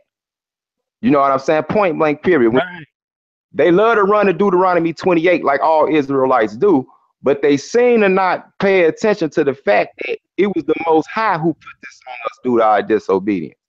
As a matter of fact, I'm glad you said that, bro, because I make this argument all the time about the people that keep complaining about the white man, especially some of the Israelites. They say the white man is the devil. And then they say, well, we went into slavery because of the curses, and God told them that he was going to put them in slavery. That means that the white man and all these people would have been directed by God. So if you was to be mad at anyone, you'd have to be mad at your God. Is that not correct? hey, I mean, it wouldn't be wise to do it, but yes, I mean, by that logic, the only person, as a matter of fact, I wouldn't think that would be wise, but you are absolutely right. I mean, if not God, the only other people you got to be mad at is your ancestors, because they the one that broke the covenant with them. You know what I mean? So if you want to say that, yeah. But I want to point out another fact on this subject, because when you're dealing with Israelites, they gonna run to the scriptures because that's our weapon. You know what I mean? That's our weapon. But a lot of them like to cherry pick. So let me show you how the Most High told us that this thing was going to happen. This Proverbs chapter 29, right? And in Proverbs chapter 29, it's a real short verse and it's clear and to the point. It say, when the righteous are in authority, the people rejoice. But when the wicked beareth rule, the people mourn. So he told you when righteous are ruling, we'll rejoice, we'll be happy. But when the wicked rule, we're going to be in mourning. Well, the question is, how did the wicked get set up in a position to rule in the first place? Because what we don't understand is it's by the fault of our forefathers, you know what I'm saying, that we even got put in this position. Basically, the whole earth is off course. And that could be bagged up, Lex, man, right in the book, right before it, bro. I mean, in the book, right before it. That was Solomon talking that. Look at his daddy, King David. This gonna be real quick, simple, whatever. Let's see how the wicked, when the wicked rule, how that thing even go.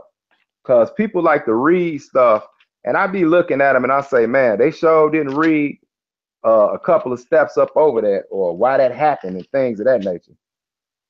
Listen to this, right? Now, Israel love to run to this scripture too. This Psalms 82. You know, you familiar with this too. Verse 6, where it say, I have said ye are gods, and all of you are children of the Most High. You know that, right, Lex? Okay, but let me show you what they don't read. Okay, let me show you what they don't read. I'm finna show you why the whole planet messed up, why the ozone layer messed up, why half the damn animals going extinct, why you want to say these wicked nations is ruling the earth, and all this type of things, all because Israel messed up. Watch this. This verse 5, right up over that verse. It say, he talking about the Israelites, they know not, neither will they understand. They walk on in darkness. All the foundations of the earth are out of course. So since we are walking in darkness, the priests, the ones he gave the oracles to teach all of humanity, the earth is out of course. So even nature messed up because Israel messed up. So how we gonna be mad at somebody else? Yeah, I ain't saying be happy, get stumped on, beat on. Defend yourself. You a man, but don't try to interject the thoughts of your mind and try to make it the agenda of the Most High. He already told us, and he told us through the prophet Zechariah. I think it's Zechariah chapter 1. When y'all get a chance, y'all go read Zechariah chapter 1. It's like from verse 2 to verse 15. And he tell you, he say that he was a little displeased with our forefathers. He said, but the heathen or the nations furthered the affliction. Meaning, yeah, he was mad at us for us breaking these laws, and he sent us into captivity. He sent them on us. He said, but they furthered the affliction, meaning that they did things that he didn't even tell them to do. He said, yeah, take us into captivity, slap us up. He ain't tell them to, cut the babies out the womb and all that extra stuff they was doing. So he gonna deal with them. You cannot take the place of the Messiah and come back and try to do his work for him. You know what that's like, Lex? That's like you getting in trouble in school, right? Say you get a bad report card and you come to the crib and your mama see your report card. She like, oh yeah, your ASS is grass, right? So say she discipline you and she say, you're gonna be on punishment for the next 2 weeks. So you go in there and you do this homework and you straighten these grades out and you bring them back to me and I'll let you out off punishment, right? I'll take you out your room.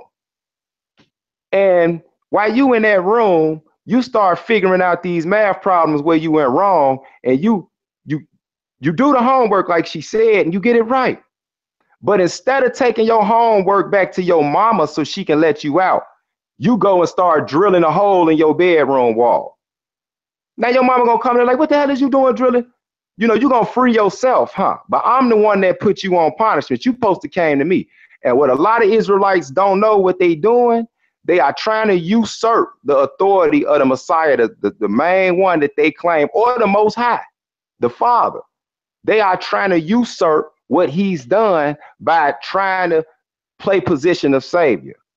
All you're supposed to be doing is putting your community back in order, putting them back under the law, statutes, and judgments of the Most High. You ain't supposed to be out here trying to get ready to kick off a war with basically the people that the Most High put in power, because you're gonna lose anyway.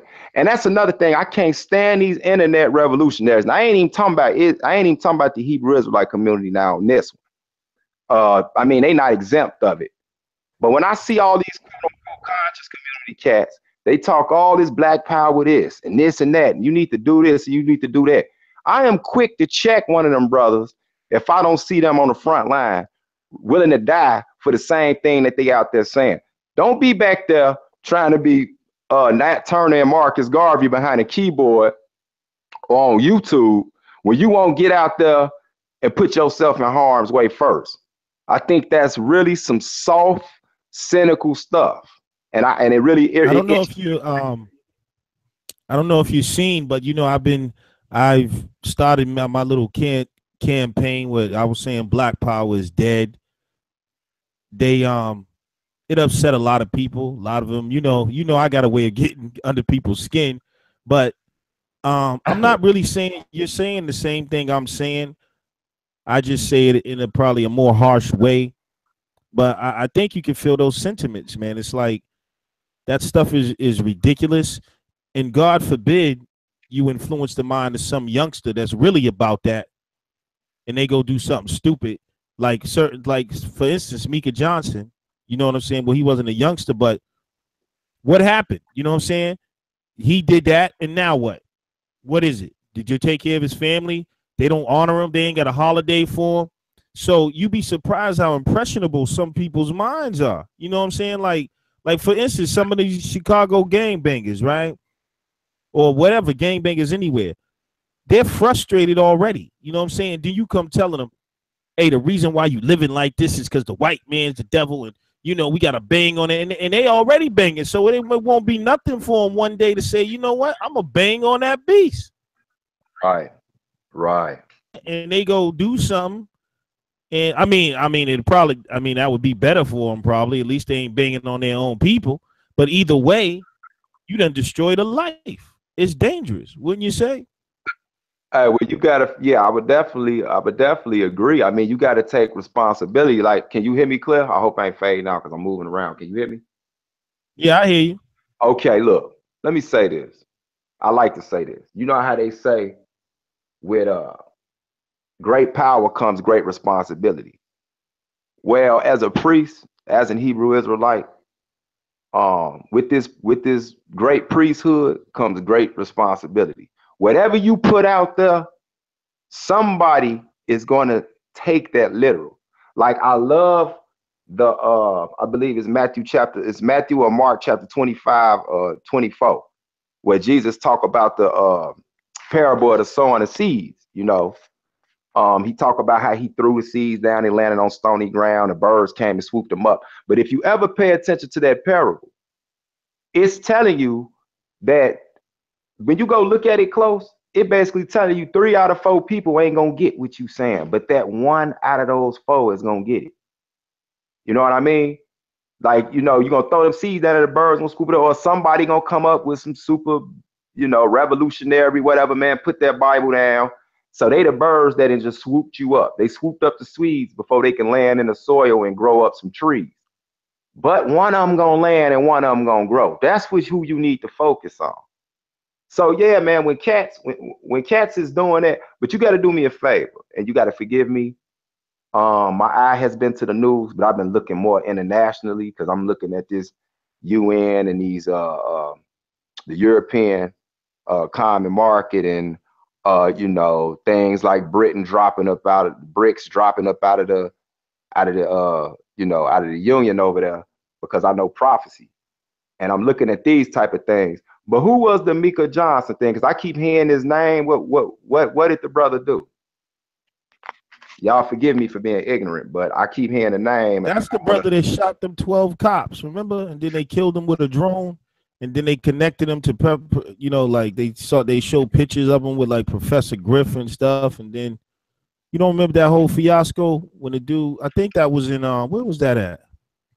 It was somewhere in like St. Louis or Baltimore, something like that. You don't remember that? Oh, yeah. I remember it was a hot topic for a second. I never really got into it.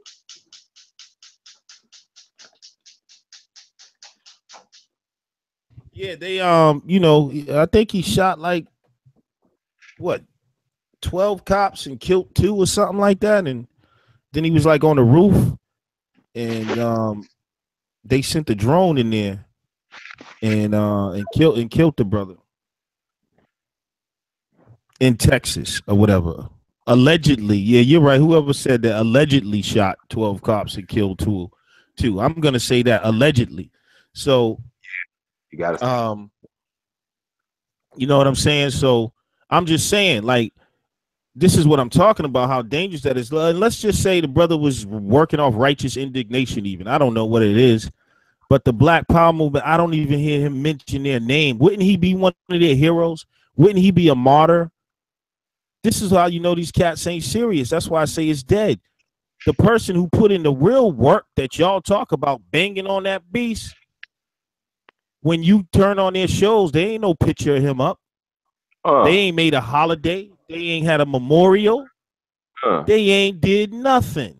See, they don't even mention Sandra Bland. I mentioned Sandra Bland more than these cats. They forgot about her. Where's the memorial? Why don't you always talking about, they always, praising their, the white people praise their own people and put all these heroes. You don't even make martyrs out of those who have been slain.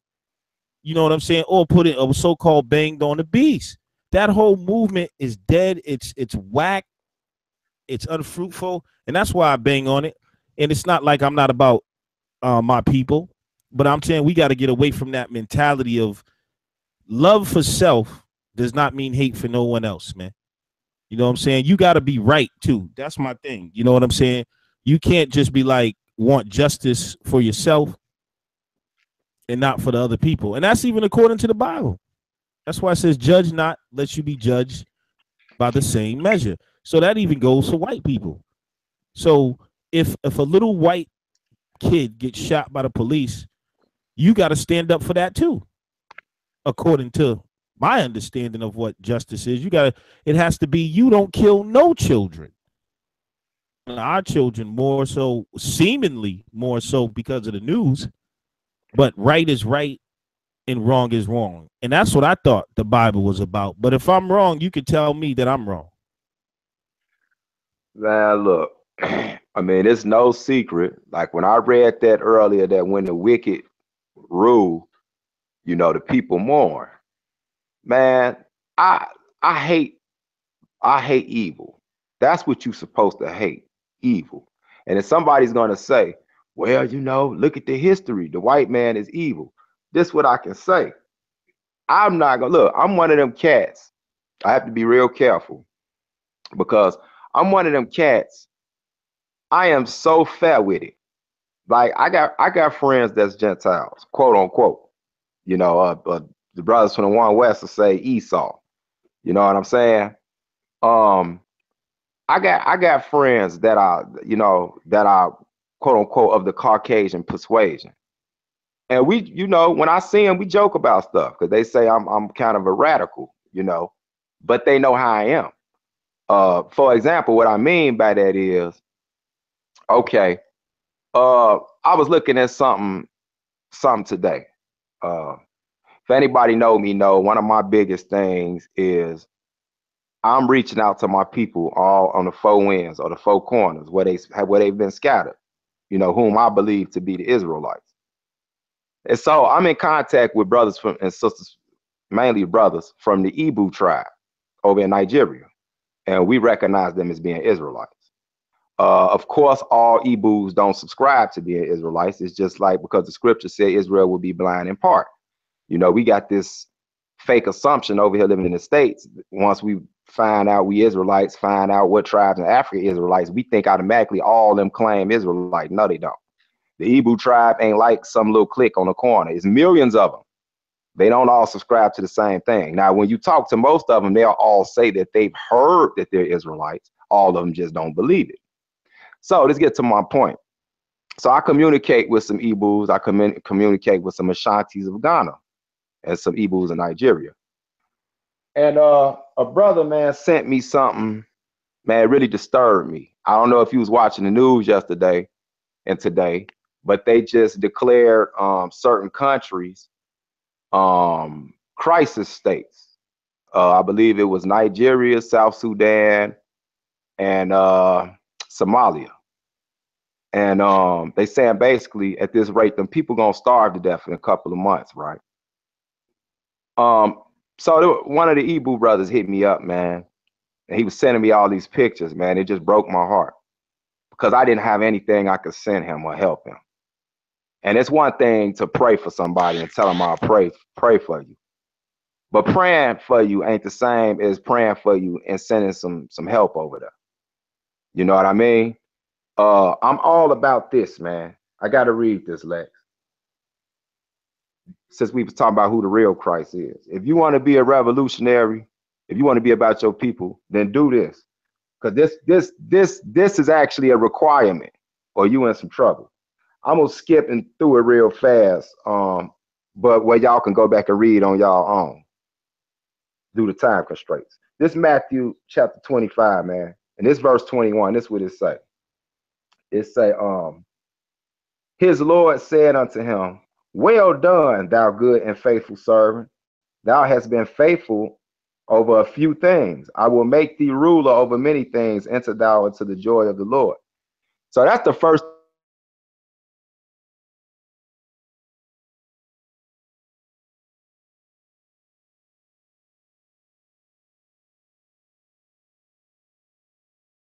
You went out, bro. You there?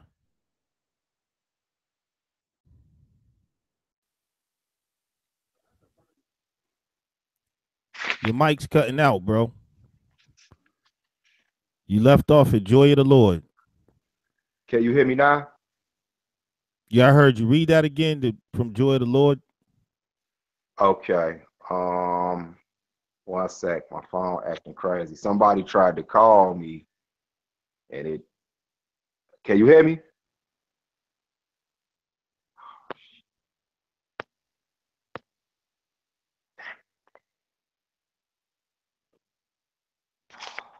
By the way, this is a good time for me to take a little quick commercial break.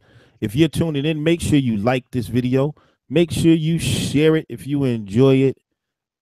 Peace to the Hebrew Israelite nation. We have Mikael ben Yashan Yisrael. The brother shared an inspiring story about his life in Chicago, starting from a young youth. They got involved in gangs, experienced a lot of things, got shot up, and then end up changing his life and part of the Israel of God in Chicago. And he gave us some inspiring words and stories and gave us a different perspective on what we call the Hebrew Israelites that you might not hear all the time.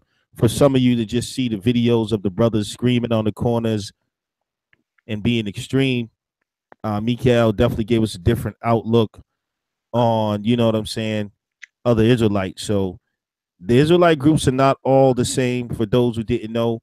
And this brother shared some wisdom with us according to his faith and belief. Make sure you hit that description box and sign up to our social networking site, Planet Vortex. There's a link in the description box. At Facebook, pretty much you can do on our website, except get followed by the FBI. So it's free and open.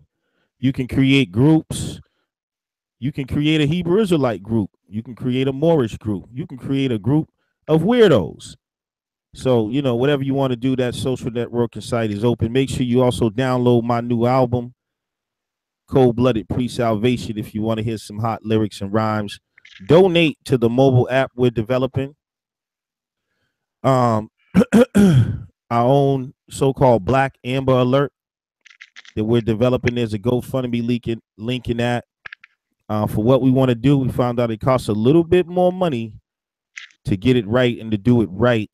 It's going to be an app where you can put out an Amber Alert for your child, or, you know, if there's a missing child, and everybody with the app will get the alert.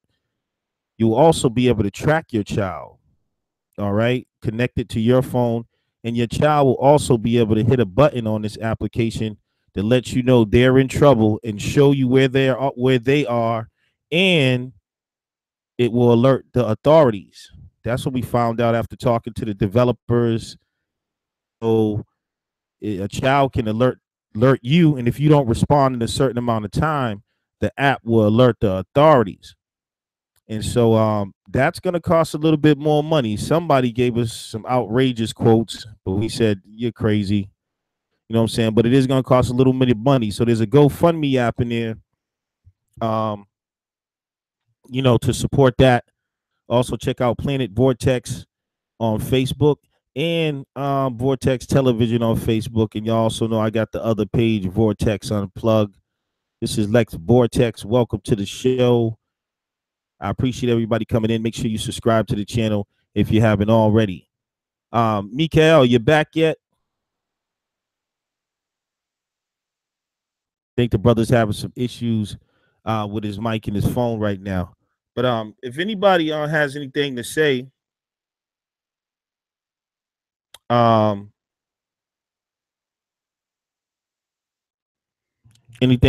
welcome to call in at 617-213-0905. Also, if you want to advertise a product on Vortex Unplugged, you can reach me at lexvortex@gmail.com or call me at 617-213-0905, and we will work out something where we will advertise your product every show we do for 30 days. All right. So any of y'all interested in that, just make sure you hit me up and hit that description box for all of your options. Everyone knows I came out of the Hebrew Israelite community. Today, I am what I like to call a Christian mystic. I believe in Jesus Christ. I believe in the spirit world. I believe in the war against good and evil. I believe that there are demonic forces that are controlling the world, pitting people against each other. You know what I'm saying? And I believe all mankind is one, and that we all are being tricked by these demonic forces, black, white, red, yellow, green, whatever you want to call it. These people at the top, it's not about race. They are being controlled by demonic forces, and the so-called white race is only a proxy. But they are black devils, white devils, Chinese devils. They are devils in every nation. God is love. That's what the Messiah ultimately came preaching. And it sounds so corny, but that is the ultimate answer. All of your other answers, it sounds so corny. I remember they had a song called Love is the Answer. Marvin Gaye sung about it. A lot of people sung about it. Michael Jackson sung about it.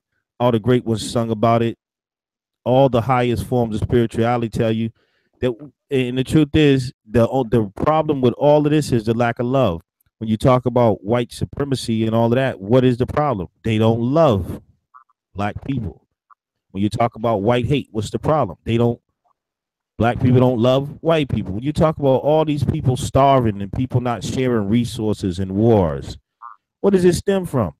They don't love the next fellow human being because they see themselves as separate. I believe there's a demonic force behind that. We are all one. We've been proven to be genetically the same. There's only one race. God is not a racist. The creator is the highest vibration of love. Once you understand that, you can see through the lies. The creator is the highest vibration of love. So I don't know. I think Mikael, you back yet, brother? Yeah, I'm back. Fell off for a second. You was reading the scripture saying that this was a requirement before you left. Yeah, I apologize to the listening audience. I got a phone call, one of my ox called, but that's kind of funny, man. Like I used to hate when I do my shows, man, and it's like people see you live. I'm getting all the inboxes, but don't call the phone. You know what I'm saying? Especially, I mean, if I'm with a laptop or the phone or whatever. And then what killed me is when they call the phone and then ask you, man, I see you on the show. Then why would you call the phone? But man, them are people, man. They wired kind of different. But yeah. So while I was reading, man, I was reading Matthew chapter 25, and I'm gonna go and get right back to it because I want y'all to hear it. This is not just, the church has conditioned people to look at this as just either some romantic poetry type book or it's just some straight religious dogma. When the truth is, if you followed these things, we will see the results of it throughout our community, and then it would change the world as a whole. So I'm gonna go to verse 23. It said, his Lord said, it's a parable. It said, his Lord said unto him, Well done, good and faithful servant. Thou hast been faithful over a few things. I will make thee ruler over many things. Enter thou into the joy of thy Lord. So, them the words I want to hear when I see the Mashiach, when I see Jesus Christ, or whatever y'all call him, Yahshua HaMashiach, Yahweh Shah. When I see that brother, when I see that king, when I see the high priest, when I see the arm of the Father, when I see the word, the voice of the Father, the word manifested into a living entity, when I see him, I want him to say that to me, good and faithful servant. And then he say, I'm gonna be a ruler over many things. So I can't take this kingdom by force. I got a kingdom that was promised to me and all the people that I bring into it. And then I'm gonna go to this part because this is the key part. This is how you show if you're doing the work of the Most High. Yeah, it's important to teach. Yeah, it's important to enlighten and feed the mind. But once you get beyond that, it's a whole body and a person there too. And so you got to deal with that as well. And I'm going to say this little short thing. It says, I'm going to start from verse 40. It's saying, the king shall answer and say unto them, verily I say unto you, inasmuch as ye have done it unto one of the least of these, my brethren, ye have done it unto me. So this is Christ talking. It say, then shall he say also unto them on the left hand, depart from me, you cursed, into everlasting fire, prepared for the devil and his angels. Why is he telling these cats to get up out his face? You going to the lake of fire? These the main people that say, hey, you know, I help people, I do this, I do that. But do they really though? Do they do it out the sincerity of their heart, or are they just talking? Like real talk. Like, you know how you see the prosperity preachers and stuff, they get these little donations, and every now and then they'll do like a food drive or something like that to try to make up for all the dirt that they've done. They not doing that out of righteousness. You know, for example, Lex, if me and you going to the store or something one day, and between us, say we only got $30 on us combined, and we come across a brother or a sister that's out there hungry, and they specifically say, could you just buy me something to eat? We supposed to split our money and get that man half, at least, because we know we gonna get our money back. You know what I'm saying? We supposed to feed that man. That is a commandment. Listen to this, bro. This is the work of the Most High that I care about.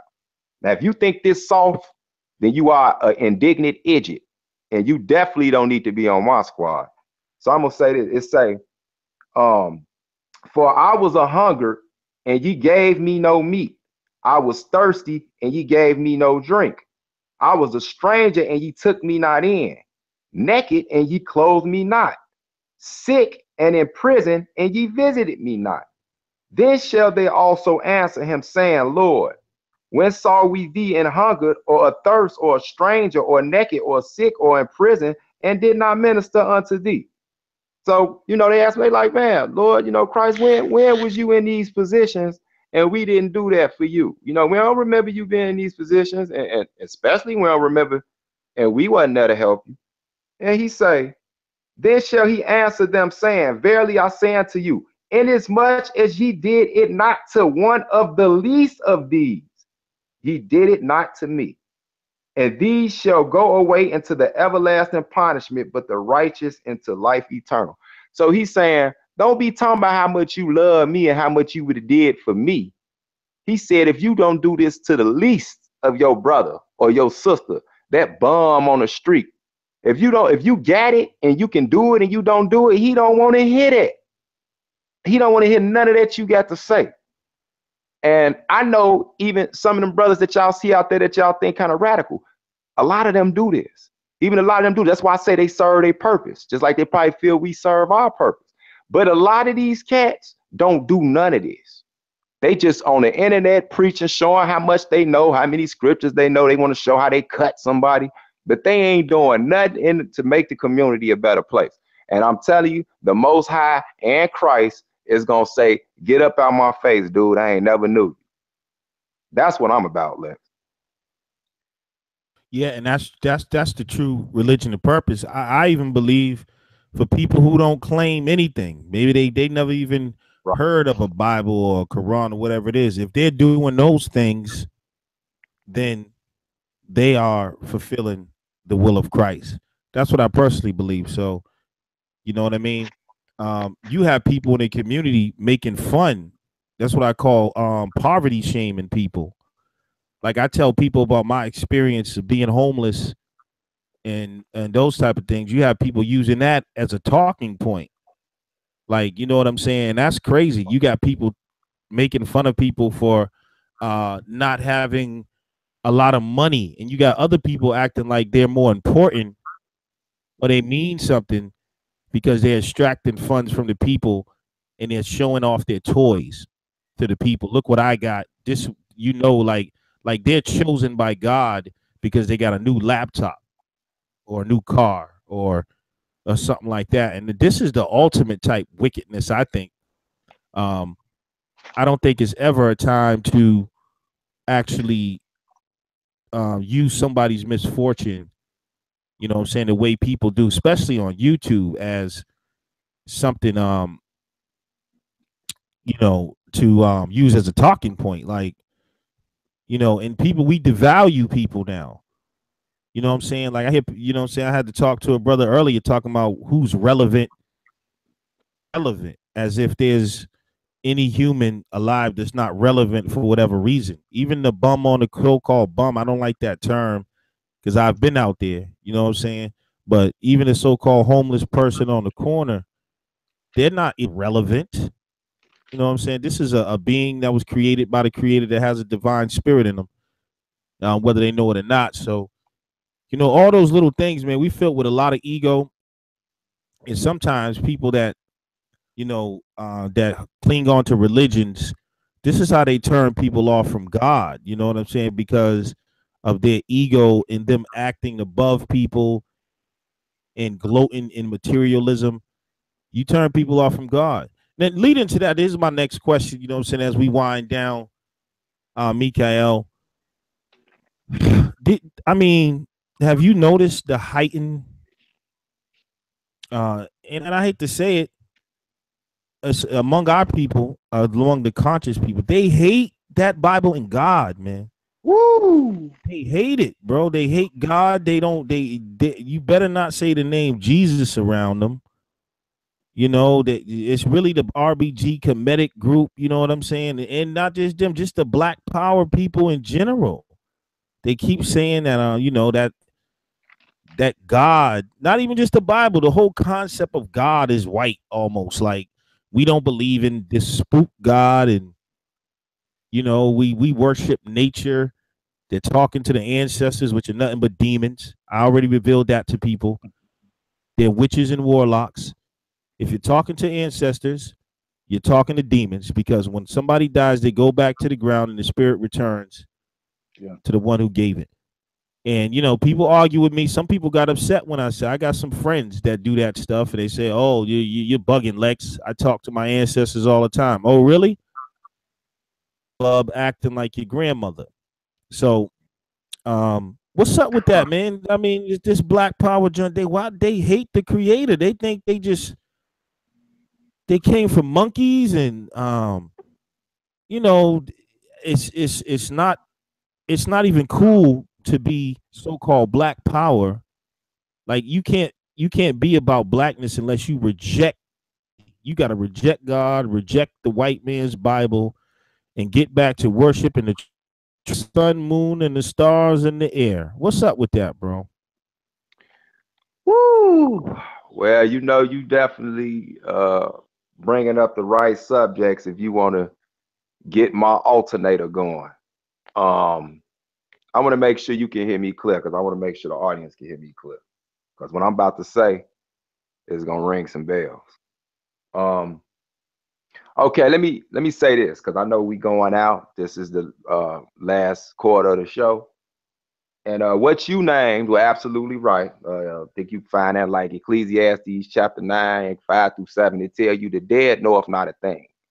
It say a dead dog is, I mean, a sleeping dog is better than a dead lion. The dead, basically the living know when they gonna die, but the dead know not a thing, for his memories have passed. The memory of them have passed, meaning when they die, they sleep. They ain't around here shaking no chains, chasing you around or something. Like you said, if you, and you're not all the way, you're not really too far off. If you see something, like I was just live, I think that was yesterday, telling somebody this. You seen something. I'm not telling you crazy. It's just like I was listening to our old show. When we was on the show together, I think we was on Team Osiris show with Kansu now. And me and you was on that panel. And I think Ngozi was teaching.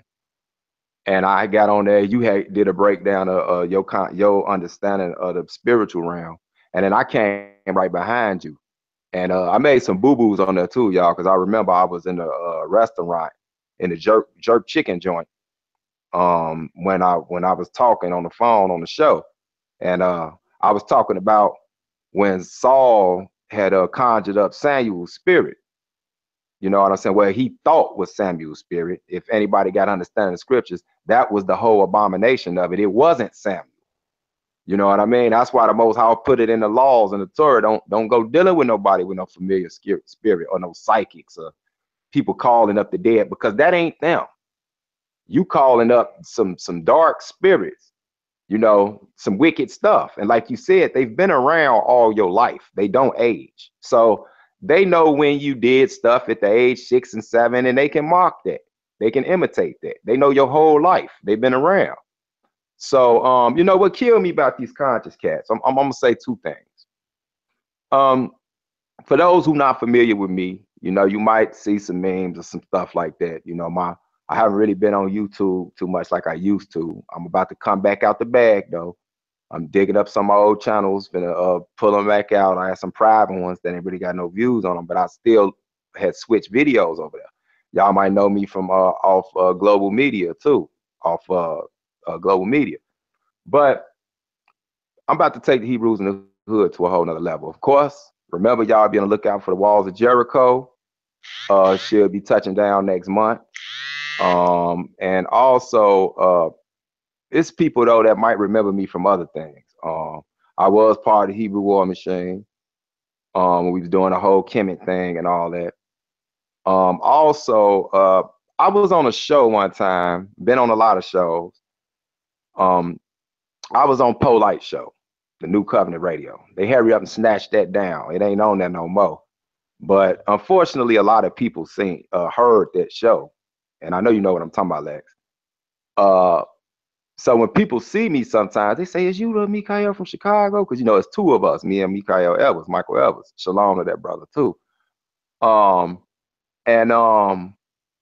They would say, "Man, you the one that told Polite he can't come back to Chicago?" I said, "Yeah." I didn't say it like I was telling him he can't. The whole reason I said it was because I despise people who take advantage of people who trust in them. You know, whole theology aside, whole philosophy aside, whole, you know, whatever your concept, our different contrasting concepts, all of that aside. At the end of the day, if you taking advantage of people who trusting in you, hell yeah, I'm gonna check you when I get a chance to. So that was my chance on his show live. You know, I buttered him up like he do everybody else, talked all nice to him. Then I knew he couldn't mute me or kick me off, so I went straight in and said, "Hey man, you know what you got going on? You know, you stealing money from I know a cat, you know, through word of mouth, barbershop talk, you know how it is. You kind of know people gonna know people that know people. And these some serious cats you done stole thousands of dollars from on a scam." And I'm like, word is, you know, you can't come back to Illinois or Indiana. And of course, on the show, he got upset and said, well, brother, maybe you can help me with that. What the hell you mean I can help you with that? See, he's smart. He tried to put it on me to make it seem as though I got something to do with it. No, I can't tell nobody to stand down. I'm just telling you what I heard. So you can't incriminate me. But I'm telling, that was my nice way of telling him, because I knew it wasn't no other way I get in contact with him. You need to go straighten up the bridges that you burn, because I don't want to see nothing happen to the brother.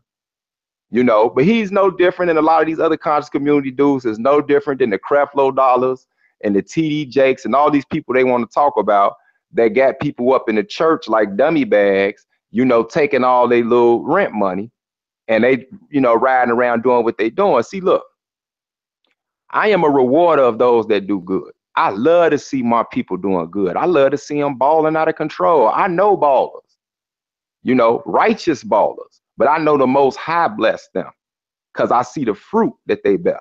So the Most High bless them. But you know, people don't seem to understand Satan can bless you too. The Most High ain't the only power out here. He told Satan, you got this time to rule this joint.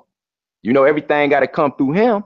But in the end of the day, yeah, Satan is all up in the mix. So it ain't no gray area, ain't no purgatory. You either on the red or the blue. You either on the cold or the hot. That's why the Lord said, you know, he'd rather you be hot or cold, not lukewarm. He'd spew you out. So I said that to that brother and got a lot of hate mail and all type of stuff. How you gonna tell him? I said, okay, well, look, you know, damn what y'all saying. I'm trying to tell you, you know, when you wind up being the victim, don't say, didn't nobody tell you so? And the funny thing about it, I ain't gonna say no names. I wind up seeing a YouTube video with some of the same people that tried to address me for checking him and embarrassing him on his show. I seen these same people later talking about he stole from them. Huh, ain't that something? You know, so what I got to say about them is, look, I got comedic cats that I'm cool with, and the rules still apply to them. I might think they're a little crazy for what they believe in, like they may believe in me, but we have a mutual respect for one another. You know why? Because I see the stuff that they do in the community, or I see the stuff that even they social programs and stuff that they even got online. So I see where they focus at. So for that, I try to pay attention to our commonalities and not our differences. Now, on the other hand, on the flip side, you got these people from the conscious community who talk as though they will make you to believe that they're so much better to leave God alone. It's so much better to leave the Bible alone. And like Lex said, you know, it don't even got to be the Bible. They don't want you dealing with no spiritual book because they look at that as either a sign of weakness or a sign of laziness, that you waiting on something to drop out the sky. But these same people, like you said, will go around and tell you they've been talking to the ancestors. Now, my first question be, and I remember I asked the brother this, and this is a brother that people really look up to and think he's so wise, but I stumped him with the most simplest stuff. I said, brother, so you say you talk to your ancestors, right? And he said, I sure do. And I said, I have a question for you. I said, what language was you talking to them in? Because first off, them Africans wasn't speaking English. And your ancestors, half of them you say you talking to, English didn't even exist if you want to go back far. So I asked them, when you was talking to them, do you know Swahili or whatever other language, or do you have a translator with you when you talking to your ancestors? And you know, they thought I was playing with their intelligence, but this is how silly they sound. But you gonna trip off me for believing I'm talking to a supreme entity who created all the languages. But you talking to somebody that couldn't even more than likely read or write. But you talking to them in a totally foreign language. But you gonna say we the spooks. And then you got some of these same people that tell you to get rid of that white man's Bible with just simple historical research. Let you know a white man didn't write nothing in the Bible. Nothing. Yeah, you got different translations out there. And then the people who translate them is questionable what ethnicity they is. The whole point is the original text we knew was written by the Aboriginal people at that time, which would have been quote unquote Northeast Africans, since they love Africa so much. That's what they would have been called. I don't know if anybody ever checked, but before the British built the Suez canals, the land of Israel, or Canaan, is connected to Asia and Northeast Africa. The Most High strategically placed it between the three continents for world trade reasons, and it is the heartbeat of the earth, and a lot of other things I can get deep into that I'm not going to get deep into, but I can prove it. It's a reason that ever since we've been born, we've heard the term peace in the Middle East. It ain't going to be none. It ain't never been none. It ain't gonna be none till the Mashiach return and till the rightful inhabitants go back to that land, which is us. So when they sit up and say these things, I'm about to wrap it up, about the Bible being a white man's book, and then they turn right around and start quoting Wallace Budge and start quoting all of these so-called people who translated the Metal Netta and the Rosetta Stone and Champollion and all these type of things. You go look at them and go see what color they are. Ain't none of them black. Ain't none of them black. So they doing the exact same thing that they accuse us of doing when we actually not doing it. They're actually doing it. So I'm gonna say this. I'm gonna keep it 100. I've been convinced, and I'm putting out a disclaimer. This is not a shot at all people who have a different perspective and believe either in the Kemetic science or the Pan-Africanism. I have no problem with you. You know, like I said, long as you're being productive and your goal is to really help your people and you just don't hate God, you know. But the one thing I notice is y'all got to really go back and look. When did that whole Kemetic interjection into the quote unquote conscious curriculum as far as in the hood, when did it get interjected? Because I'm going to tell you, it's real ironic around that time, all the Black Power groups was rising up. You know, the Hebrew Israelites always been around, you know, contrary to popular belief. Lex, I know you know this. They had their hand in a lot of things to do, even going back Nation of Islam, Moors, all that type of stuff. But when these Black militant groups rose up, then you had this conscious stuff, this so-called Kemetic science start sneaking up in there. Y'all don't think that was just one of the tools? See, y'all look at it on the outside and say, but why would they do that when it's showing that Egypt is black and all that, da, da, da, da. Look, it is no avoiding that the ancient Egyptians was black because the artifacts are there. But that's only taking you so far. When you look on a world scale, Egypt don't hold no type of political, global, social importance. But you know who does? Israel. Ain't nobody thinking about Egypt. The Arabs invaded that around what, 300 to 600 AD, and they ain't went nowhere since. Don't nobody want it. They have not been an empire since then. It's just a bunch of statues. You know what I'm saying? That's all it is. And they got your quote unquote ancestors over there mummified, molesting them. You know what I'm saying? It has no political, social power. But Israel, the so-called little state of Israel, which we know is just a little part of the larger mass of what really ancient Israel was, that land has been fought over, and that land actually determines what's going to happen on the globe. And the nations know this. So if you got a people that's been deprived, beat on, spit on, told they was nothing, if they wake up and find out that they actually have historical connection to that land, that they actually the rightful inhabitants of that land, that will have a global ramification, not if you came from Egypt. So that's what I'm gonna say. That whole people that's on that mission to just go against the Bible, look, you can have your thoughts about Egypt's greatness because it was a great place. We was there, it was great. But you can do that and not down the Bible and not down the Hebrews, not down God. You know what I'm saying? But when you do that and that's your mission, the only thing I can say is you working for the devil. And if you want to say the devil is the white man, then you still working for the devil, which I don't agree with that. But if you saying that, then you still working from the devil because that's who came up with the whole Egyptology system. So it's a two-edged sword. So every time they pull that nonsense, man, like my brothers say, let them fall on their own sword.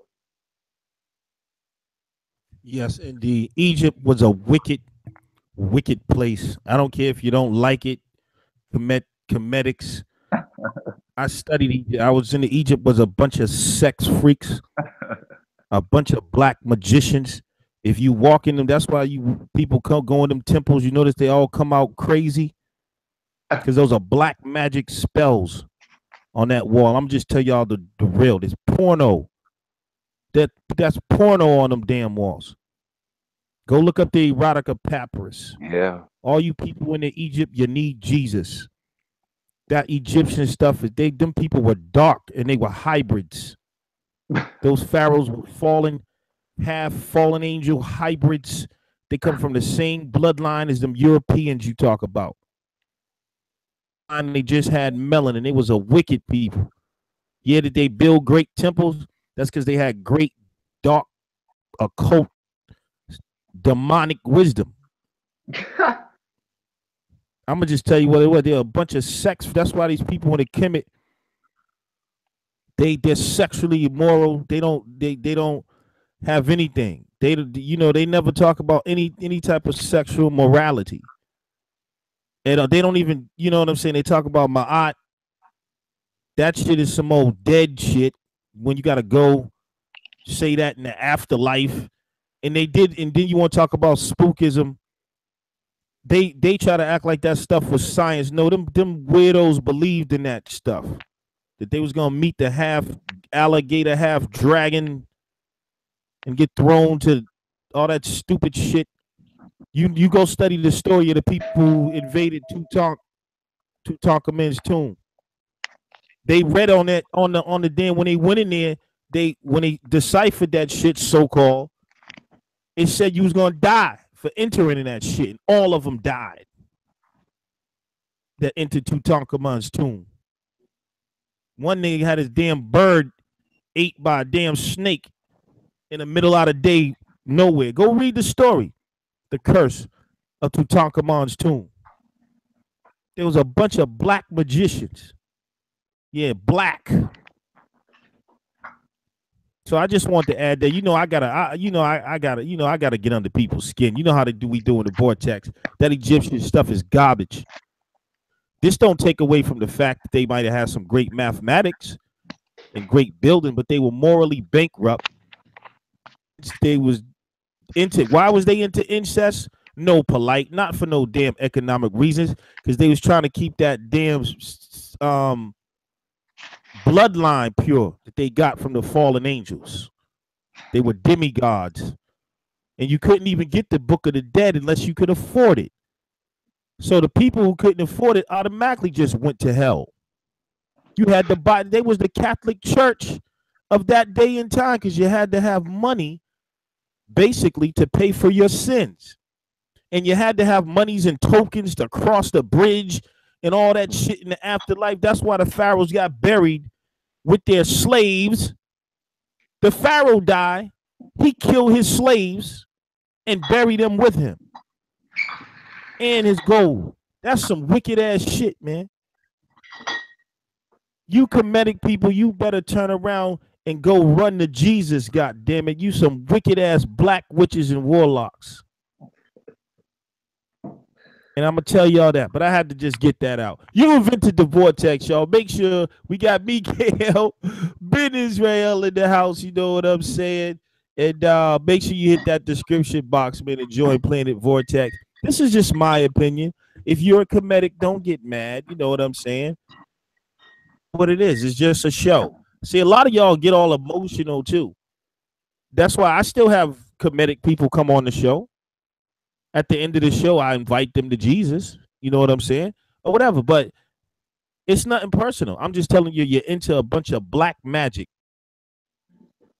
And you don't know what you're doing. You got Ankh over here sacrificing chickens, talking about he don't believe in God. He's a warlock. I keep telling y'all that. You don't believe in God. Why are you sacrificing chickens, man? Those are spirits. These people, some people do it out of ignorance. They don't know what they're doing. And I'm telling you, be careful of these trinkets you buy from these Kemetic people at these damn debates and shit. Because them ankhs and all that, and them bells and whistles and them crystals and shit, that shit's cursed. And you're going to take that shit home, and the demon's going to follow you all the way home. Fucking around with them cursed ass ankhs. That's a wicked ass symbol. That ain't no cross. That's a wicked... All that stuff is magic. And the real people know it. That's why the real people, you don't see them. You don't see them rolling around with these Kemetic black power guys, the high voodoo priests.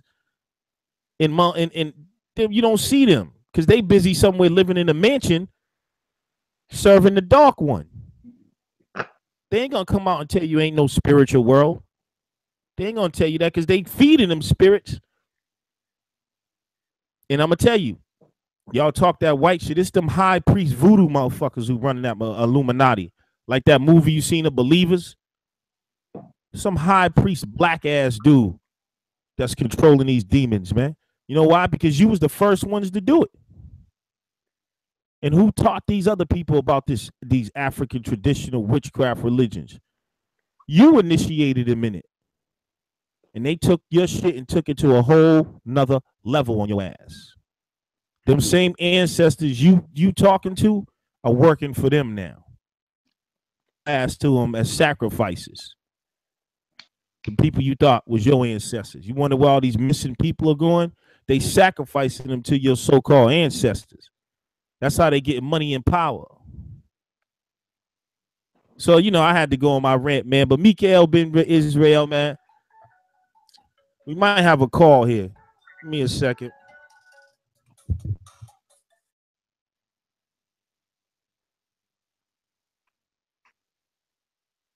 Hold on 1 second, bro.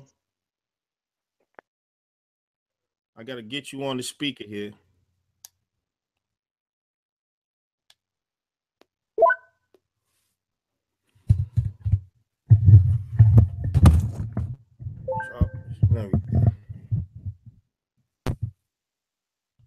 We got a caller. Give me 1 second while I get him on the speaker. Oh, they hung up. I think that was D-Red, but he hung up.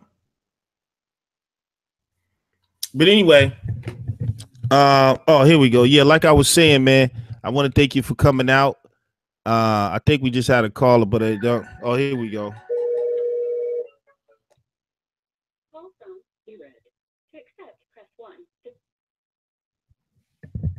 What's up, D-Red? Talk to me. Oh, man, what it do, baby? Chilling, man. What's going on? We got Mikael Ben Israel in the house. What's good? Shalom, Mark. Hey, shalom, Mark. What up, D-Red, man? How you been doing, bro? I'm good, bro. I just heard you going in, man. I just want to I ain't really want nothing. I mean, I just want to let you know, man. Shit, I'm gonna be sliding through the shop, man. I'm about to fuck with you, man. I'm supposed to be up there hollering at my people. And I'm probably gonna slide through and holler at you, man. And yeah, man, good show, man. Shit, man. Shit, I'm just enjoying the show, man. Y'all going there, Lex talking his demonic shit, and telling people that they need to turn to Jesus. You know what I'm saying? And so I'm just listening to y'all, man. Y'all go in there, but hey, man, hey, it's just a good show, man. I just want to tell y'all it's a good show. It's good that motherfucker brought that nigga Mikael on, man, because he disappeared for a minute. I don't know what the hell it was. He went hibernation. But it's good to see that nigga back, man, and I just want to show the nigga some love. Hey, thanks, bro, man. Much love to you, D-Red. I see you building your little thing up over there too, man. And yeah, bro, that's Lex come at it on a whole different angle, but some of what he was saying, I definitely know what he's talking about. All that Hermetic Egyptian, all that type of stuff, man. The Lord told us to separate from it. Like he said, you be ye holy because I am holy. I put a difference between the Egyptian, between you and the Egyptian, or my people Israel and the Egyptian. So I'm not even trying to, that's their thing. But I'm telling you, it ain't green on the grass, ain't green on the other side. And our people, it's at that time, and you got to realize and wake up, like you were saying earlier. They talk all this goddess stuff, though. My whole thing is, why you don't ever see none of their goddesses on TV? Why they don't put them out there? Why they don't teach nothing? I don't see nothing but a bunch of hard legs teaching. You know what I'm saying? I don't see they goddesses or anything out there, quote unquote, as they call them, doing anything. It's like they preaching for booty. That's all they doing. They getting these sisters' heads, and they talk about drop that Bible, man. You ain't got to cover yourself up. You ain't got to submit to your man. You are a goddess. and then you don't hear nothing from the women no more. I guess they didn't ran through them or whatever they done did. You know what I mean? And that's really unfortunate. You know, that's really, really, really unfortunate. They don't know that they're actually feeding into the original plan that they claim that they against, which was the Willie Lynch thing with them turning the male against the female. They are actually feeding into that notion. No, they feed into that stigma that is some type of war between a black man and a black woman, because the first thing they do is they slap that, they interject that already festering infection of feminism that we get in our communities. When you know, I know you study social history. You know, I deal with social science. You know what I'm saying? When that feminism thing came on the scene, it was just like I was talking about how the Egyptology, the Kemetic science thing came on the scene. That feminism thing came on the scene when people was trying to make a move and make some noise. It was confusion. And the sisters jumped right on board with it when it had absolutely nothing to do with our women. You know what I'm saying? It was basically a bunch of European lesbos, or, you know, that's really what it was. That's what the movement was about. But again, if the Most High is not involved, all of these things are going to fail. All of them gonna fail. That should be the underlining understanding of our people, is that look through our history. Every time we got a little proud and cocky and felt like we was doing something, we turned our back against the Most High God, and he said, you know what? Since you think you all that and a bag of diamonds, I'm gonna turn you over to these people, and let's see how you do serving them, since you don't like serving me. And you're gonna start crying back to me, and like he did, he come back and he get us out, and we do it again. We are the hard-headed, stiff-necked nation of people on earth. And even if you don't subscribe to that concept that I just said, you know something wrong. How is it that we the smartest people on earth? Look, if you go look up just the inventions that were invented by underprivileged, undereducated, and quote-unquote colored people, if you go look at the list of the things that we invented with less, it would not be nothing invented that wasn't invented if we ain't had nothing to do with it. So how do we do that with much less than the people who started this new world had? It's because it's a God-given talent that the Most High gave us. He said that we are the salt of the earth, meaning two things. Salt preserves. That's why we don't age so bad. But the main thing is salt gives a little flavor to everything. If you teach us how to play golf, we're going to play golf better than everybody else. If you teach us how to fix a car, we're going to wind up building a car from scratch. So there is no sensible reason why we should be on the bottom unless it was wholly spiritually constructed. You would think that would take common sense for people who claim to be so smart to know that it's something outside of ourselves that is dictating this whole thing. It's something that we are ignoring with all of this intelligence we get, with all these chakras we messing with all this energy that we get, with all of this supreme mother, father, God, goddess, all this stuff that they say, ain't none of it changed our condition. None of it. You talking about you astral projecting, but you can't even get out your community. How is you floating around the universe when you can't even get out the situation that you in? I mean, I hate to make them sound stupid, but I just like to make people look at themselves in the mirror before they try to talk about something else. And like what I've been saying for the last 7 to 8 years that we've been online doing this thing, if you want me to put my Bible up, away my Bible, then replace it with something better. And I guarantee you it'll never happen, because it ain't nothing out there better. There's not a book out there. We got the Book of the Dead now. We got the Book of the Coming Forth by Day. Look, it's called Dead. That's definitely what it is. It's dead. This is the living word. It's stuff that you It's stuff that you could take out the Bible that you can actually still apply to society thousands of years later from when it was written, and it don't go out of style. It was people in the book of the man, they got stuff on the papyrus, you know that as well as I know. And certain Egyptian pyramid texts and stuff, they got some stuff on there that's pure insanity. Man, I mean, they thought that women could get pregnant through their mouth. I mean, it's all type of stuff, and it don't take away from them being a great people, but they wasn't really all that smart. When you go look, when they say they love, you know, they love to cherry pick the Bible when they can use it against us. They'll say, oh, it say Moses was learned in all the wisdom of Egypt. Yeah, but what they want, so they agree with that part. That's funny. But what they don't agree, but you notice they won't read where just generations before him, generations, let me say that because it was a while before him, it was a dude named Joseph. Okay.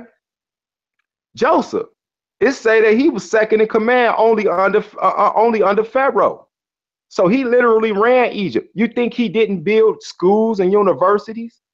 So when it say Moses was learned in the knowledge and wisdom of Egypt, he was learned from the institutions that his ancestor Joseph built. Oh, so it was good when they used the Moses verse, but it ain't good when I use the Joseph analogy. So if you don't like the Bible, just give up the Bible. Just leave it alone. Don't touch it. Don't play with it. Because if you go playing with it and you think you wise in your own consent, I'm telling you that book gonna come back to chop your fingers off or burn you. So you need to just leave it alone and let us deal with it that's apt to deal with it. So that's what I say about all that folly, bro.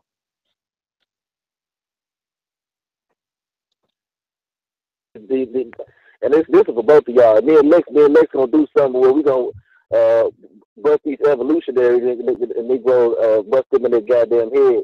We're gonna put the final death nail in this evolution debate. Me and Lex we cooking up something on that. But what do you think about the atheism that has crept into the black community, but under the guise of being African, when we know no African people ever subscribe to evolution for one, and our people have always been the spiritual people. Even if you want to talk about the other Africans that may not have been of Hebraic descent. What do you think about? What do y'all think about the atheism that has creeped up in the so-called black community? Let me tackle that, Lex, if you don't mind. Let me go first, please, because I've been wanting to say something about this, and I think you would share my sentiments on this. We agree on about 50% of stuff. I'm gonna say it flat out.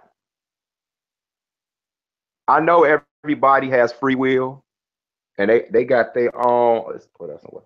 They got their own right to believe what they want to. Quite honest with you, if you look, I said this about 3-4 years ago, and we got a lot of people that can testify to me saying this first. I said this first, and I'm not somebody to boast, try to say, "Ooh, I started this original." I just joke around with that. I do be starting stuff, but it don't matter to me, long as it's useful to somebody. But I've heard people repeat this notion since I said it. One day, the Lord has showed me while I was studying that there has never been, and I know Ankh, with all respect to my brother, if you listening, Ankh, peace to you. You know, we had our little squabbles in the day or whatever, to the point where I kind of started liking you. You's a funny dude, but you know a lot of that what you be kicking is some straight up hula hand. You basically doing it on the fly. And I'm telling y'all this, when you study the history of quote unquote African people, if you want to use that term, you know, black people, you will not find an ancient atheist civilization. They never existed. And I don't want to get into the plan with the semantics, atheos, the Greek theists. I'm talking about people that does not believe in a deity or deities. You are not going to find that in no ancient black culture. That is foreign to us. That is a European disease. That's exactly what it is. Whenever you get a time of people that's spiritual, especially the so-called Negro, the one that descended of the slaves, I mean, we spiritual in all our worst times. That's the one thing we never gave up, being a spiritual people. And the other nations even recognize that. You know, terms like soul food, or I remember when my cousin was telling me when he was over in Korea, because he was in the military, that they call crows, the black bird, they call crows soul birds, you know, associating with black people. You know, they associate things like soul and spirit with our people because we are a spiritual people. And that testified to us being the chosen people. We just messed up and now our energy is misguided. So for black people to turn around, as jacked up as our condition is, and it ain't getting no better, to now all of a sudden give up the one thing that we've genetically always have, you know that's from the devil. That is pure foolishness. You ain't got to believe in the same God I believe in, Foz, personally. Hey, that's on you. You know what I'm saying? That's between you and the Most High. But for you not to believe in nothing as a black man or woman, that is like, that's historically unheard of. Well, go ahead, Lex.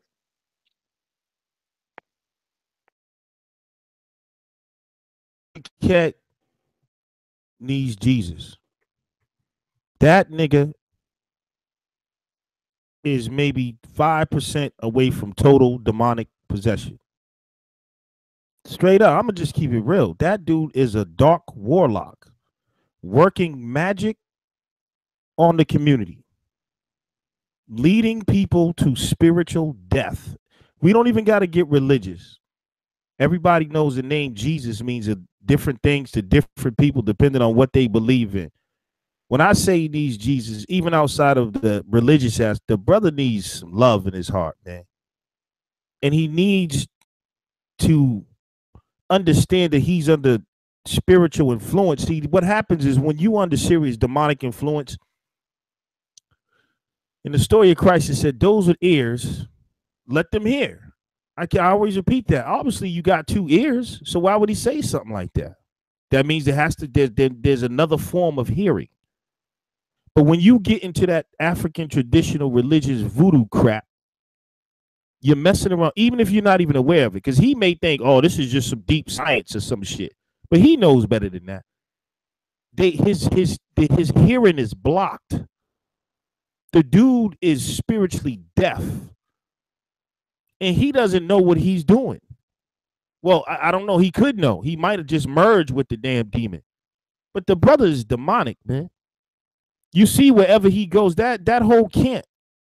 That's why him and Sa Neter get along. They're from the same dark kingdom. Wherever that dude go, chaos follows. You ever notice?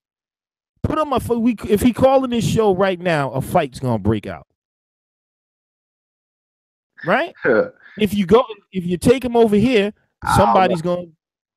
it's gonna get crazy. I don't know. He always kind of jumped out the window here first when he seen me on the panel. Shots fired, shots fired. So I don't know. Man, that dude is a demon. That whole crew, the Amon-Ra squad, is a demonic all-boy, just like James says, a sorority all-boy demonic corporation. Well, organization, study group, they call it. It's a coven. See, I'm showing y'all the spiritual truth.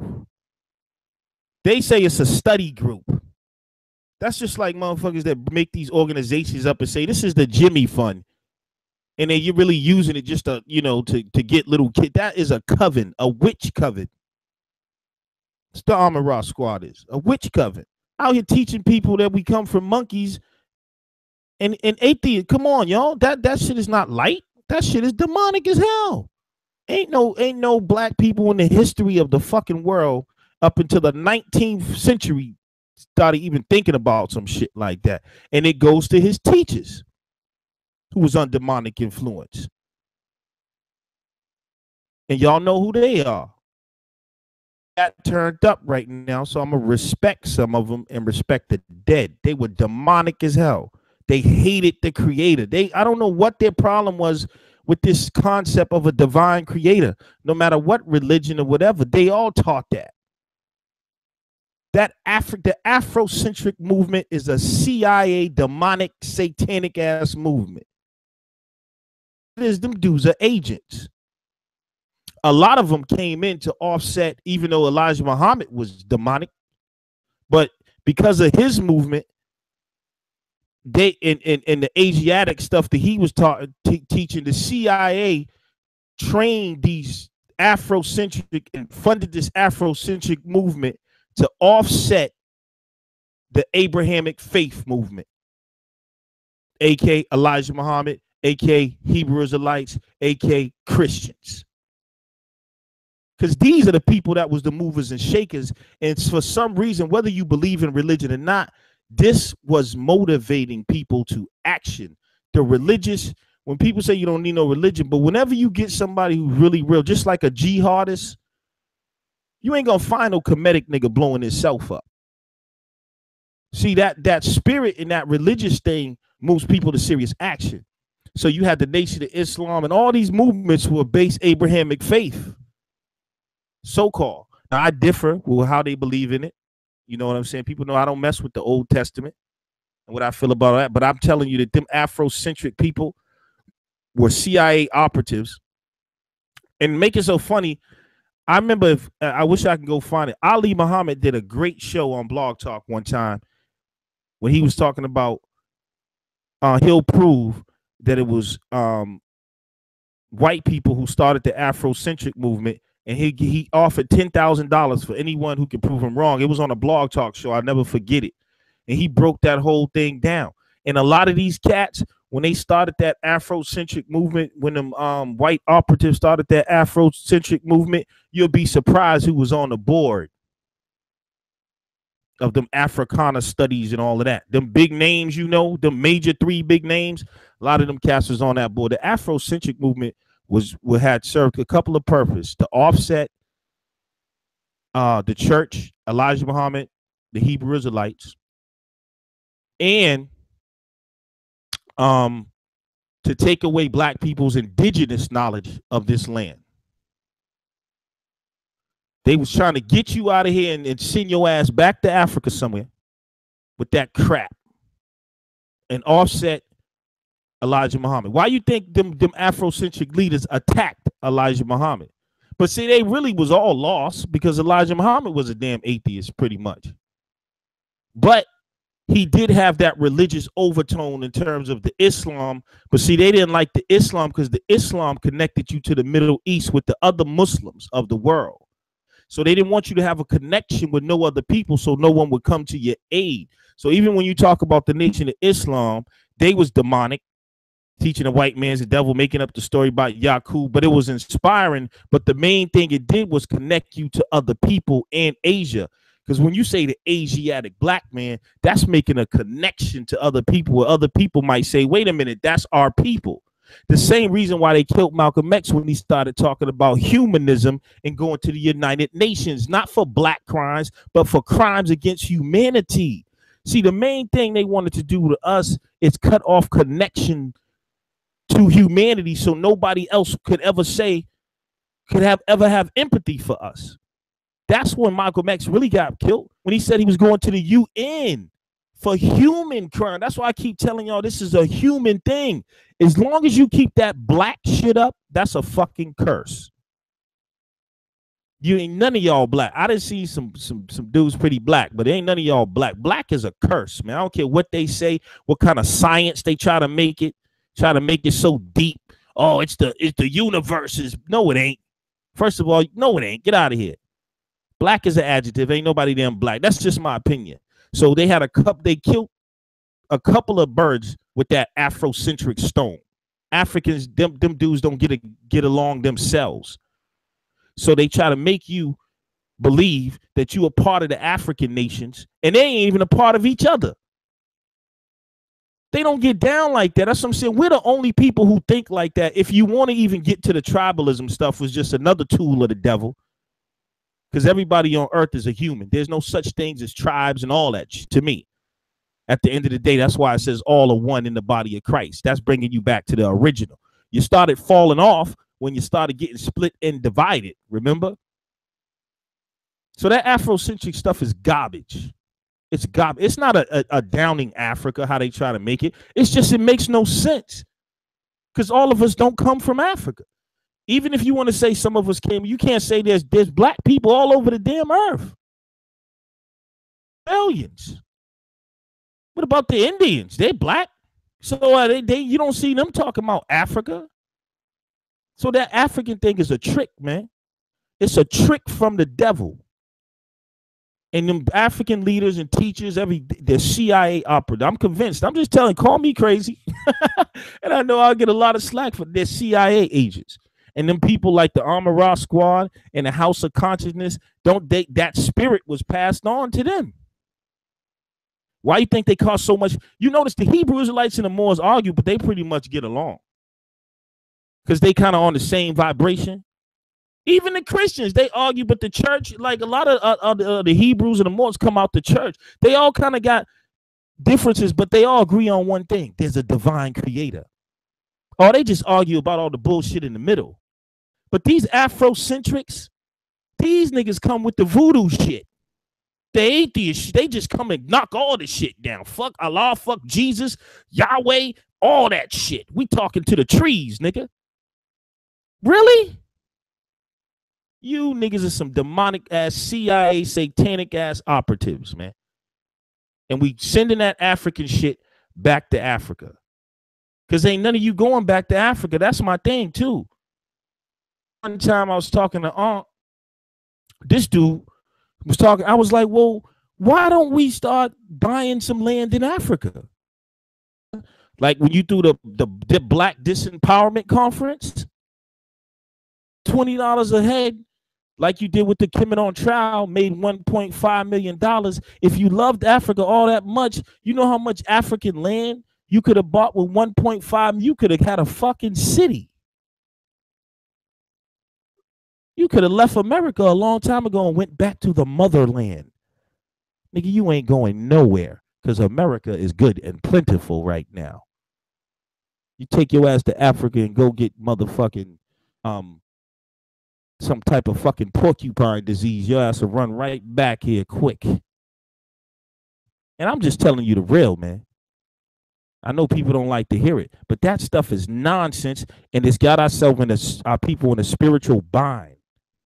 They're emotionally attached to it. Ain't none of them going. They take trips. Oh, I've been to Africa. I seen the pyramids. Nigga, why you come back?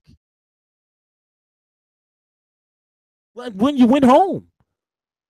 But they always come back. Oh, you know, because yeah, we got to build and you know, this and that. And nah, if it's so precious and it's so much love, like for now, like that's like if once you get home to like your real home, whether you live in a house or apartment or something, you like, yeah, shit. I don't even want to get up and go to work in the morning. You home. Fuck you coming back for? You don't want to go there. So it's all a propaganda. It's just nonsense, man. I just had to get that out. You know I got to turn it up for y'all here on Vortex Open Mic and piss some comedic guys off. But they won't. What they're going to do is just say, oh, that's rhetoric, that's pseudo, this and that. But I guarantee you ain't none of them planning their move to Africa. They ain't even start planning. Even me, one time I was planning on moving to Ghana. I wanted to see how it was. These dudes ain't even got a plan. They haven't even picked a spot. They ain't even said, you know what, we're going to make Ghana our second home or something. They ain't even began that process. If you loved it so much, you would at least start the conversation about going home. You talk to these dudes about going to Africa, they look at you like you crazy. Now all of a sudden you crazy. Dude, Ankh even told me one time, our ancestors died here in America now. Okay. So now your ancestors died here, so now you don't want to go back home.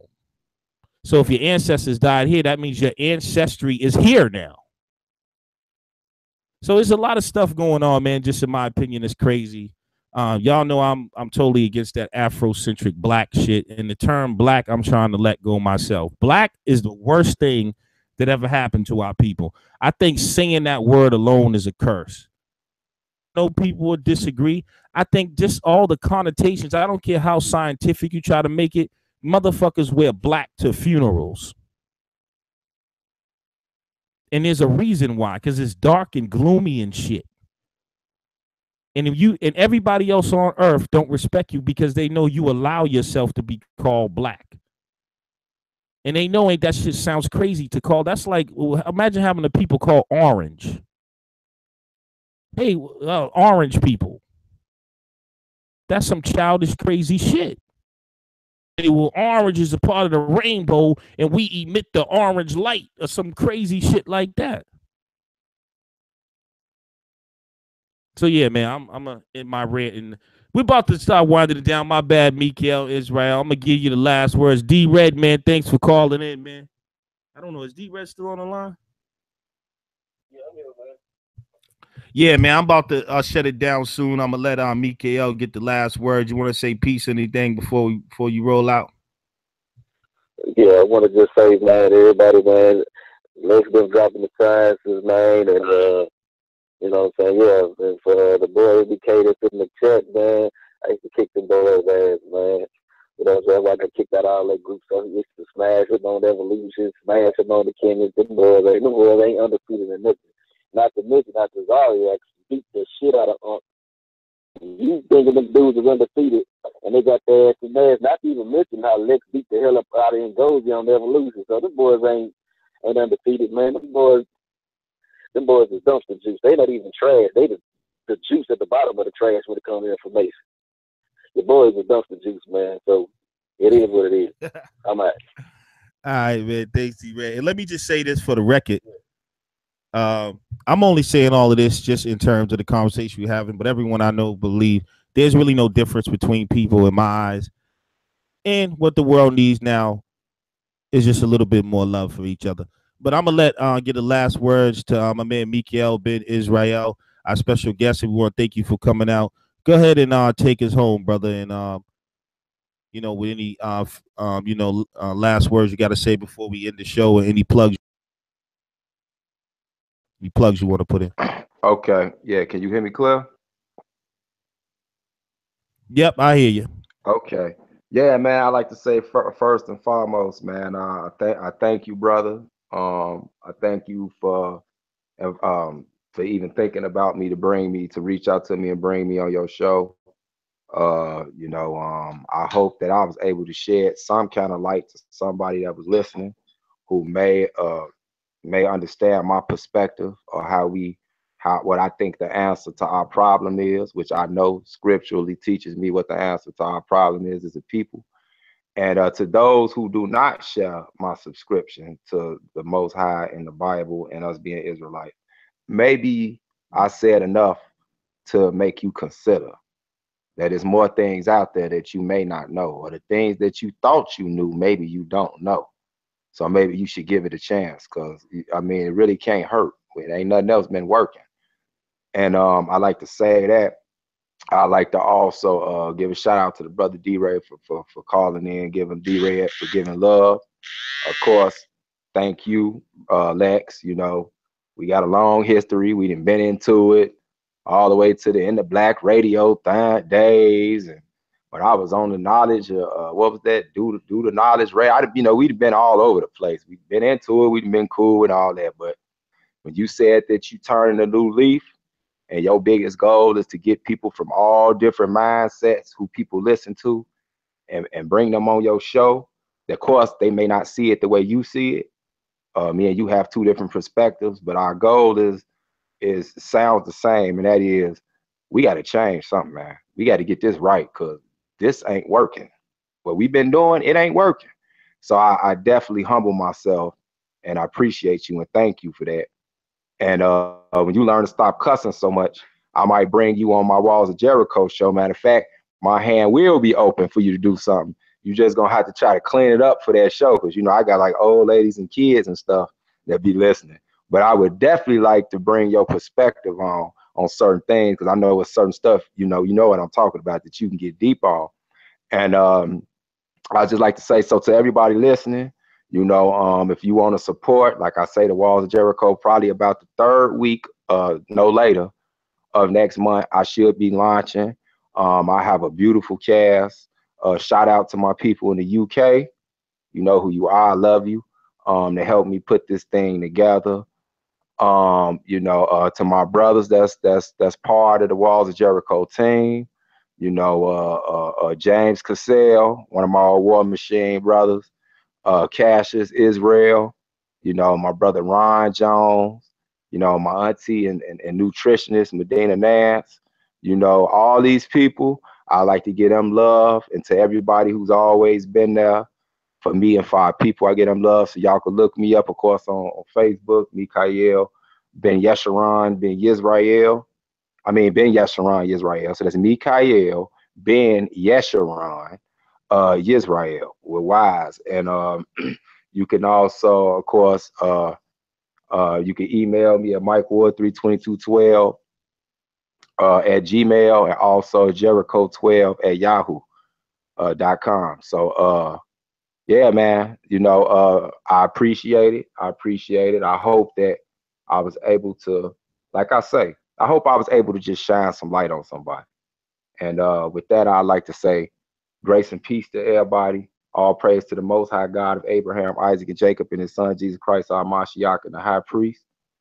And grace and peace. Hebrews and his peace. Shalom. All right, peace, brother. And I just want to say, man, everyone knows I have some radical views, whether you agree or not. But I do want to make it a platform for anybody to come on and express their views, even though I may disagree with you. Comedic people are still welcome to come on. I don't want to make it look like I was saying every person in the comedic science is, you know, the devil, so to say. I'm just saying, you know, what I see about Egypt. That's just my view and opinion. It doesn't mean you can't come on the show. It doesn't mean you have to be offended. You think Jesus is a spook. You know what I'm saying? You think the New Testament was written by the Pisos family or something, you know, and that Jesus is wicked, you know what I'm saying? So you got to respect people's opinions. But unlike other platforms, I will allow people to come on here. I invite them to come disagree with me or whatever. Like I said, people know how I criticize the Hebrew Israelite teachings, but there's a Hebrew Israelite on the show now, and there's some people who will vibrate with what he says, some people who don't. But it's an open forum. You know what I'm saying, I'm building. So I want to thank y'all for coming out. Remember to hit that description box. Join Planet Vortex, the social networking site. There's a link in the description box. Download the new album. It's available for digital download, Cold Blooded, Pre-Salvation.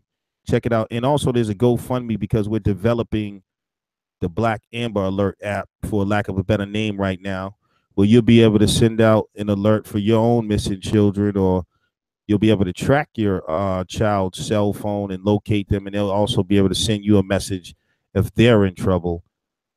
Also, check out Planet Vortex on Facebook and Vortex Television on Facebook, and our other YouTube channel is Vortex Unplugged. As y'all know, I always say, within my pain and perception determines your reality. You have entered the vortex, and once you do, there's no return. Peace, blessings, and prosperity to all.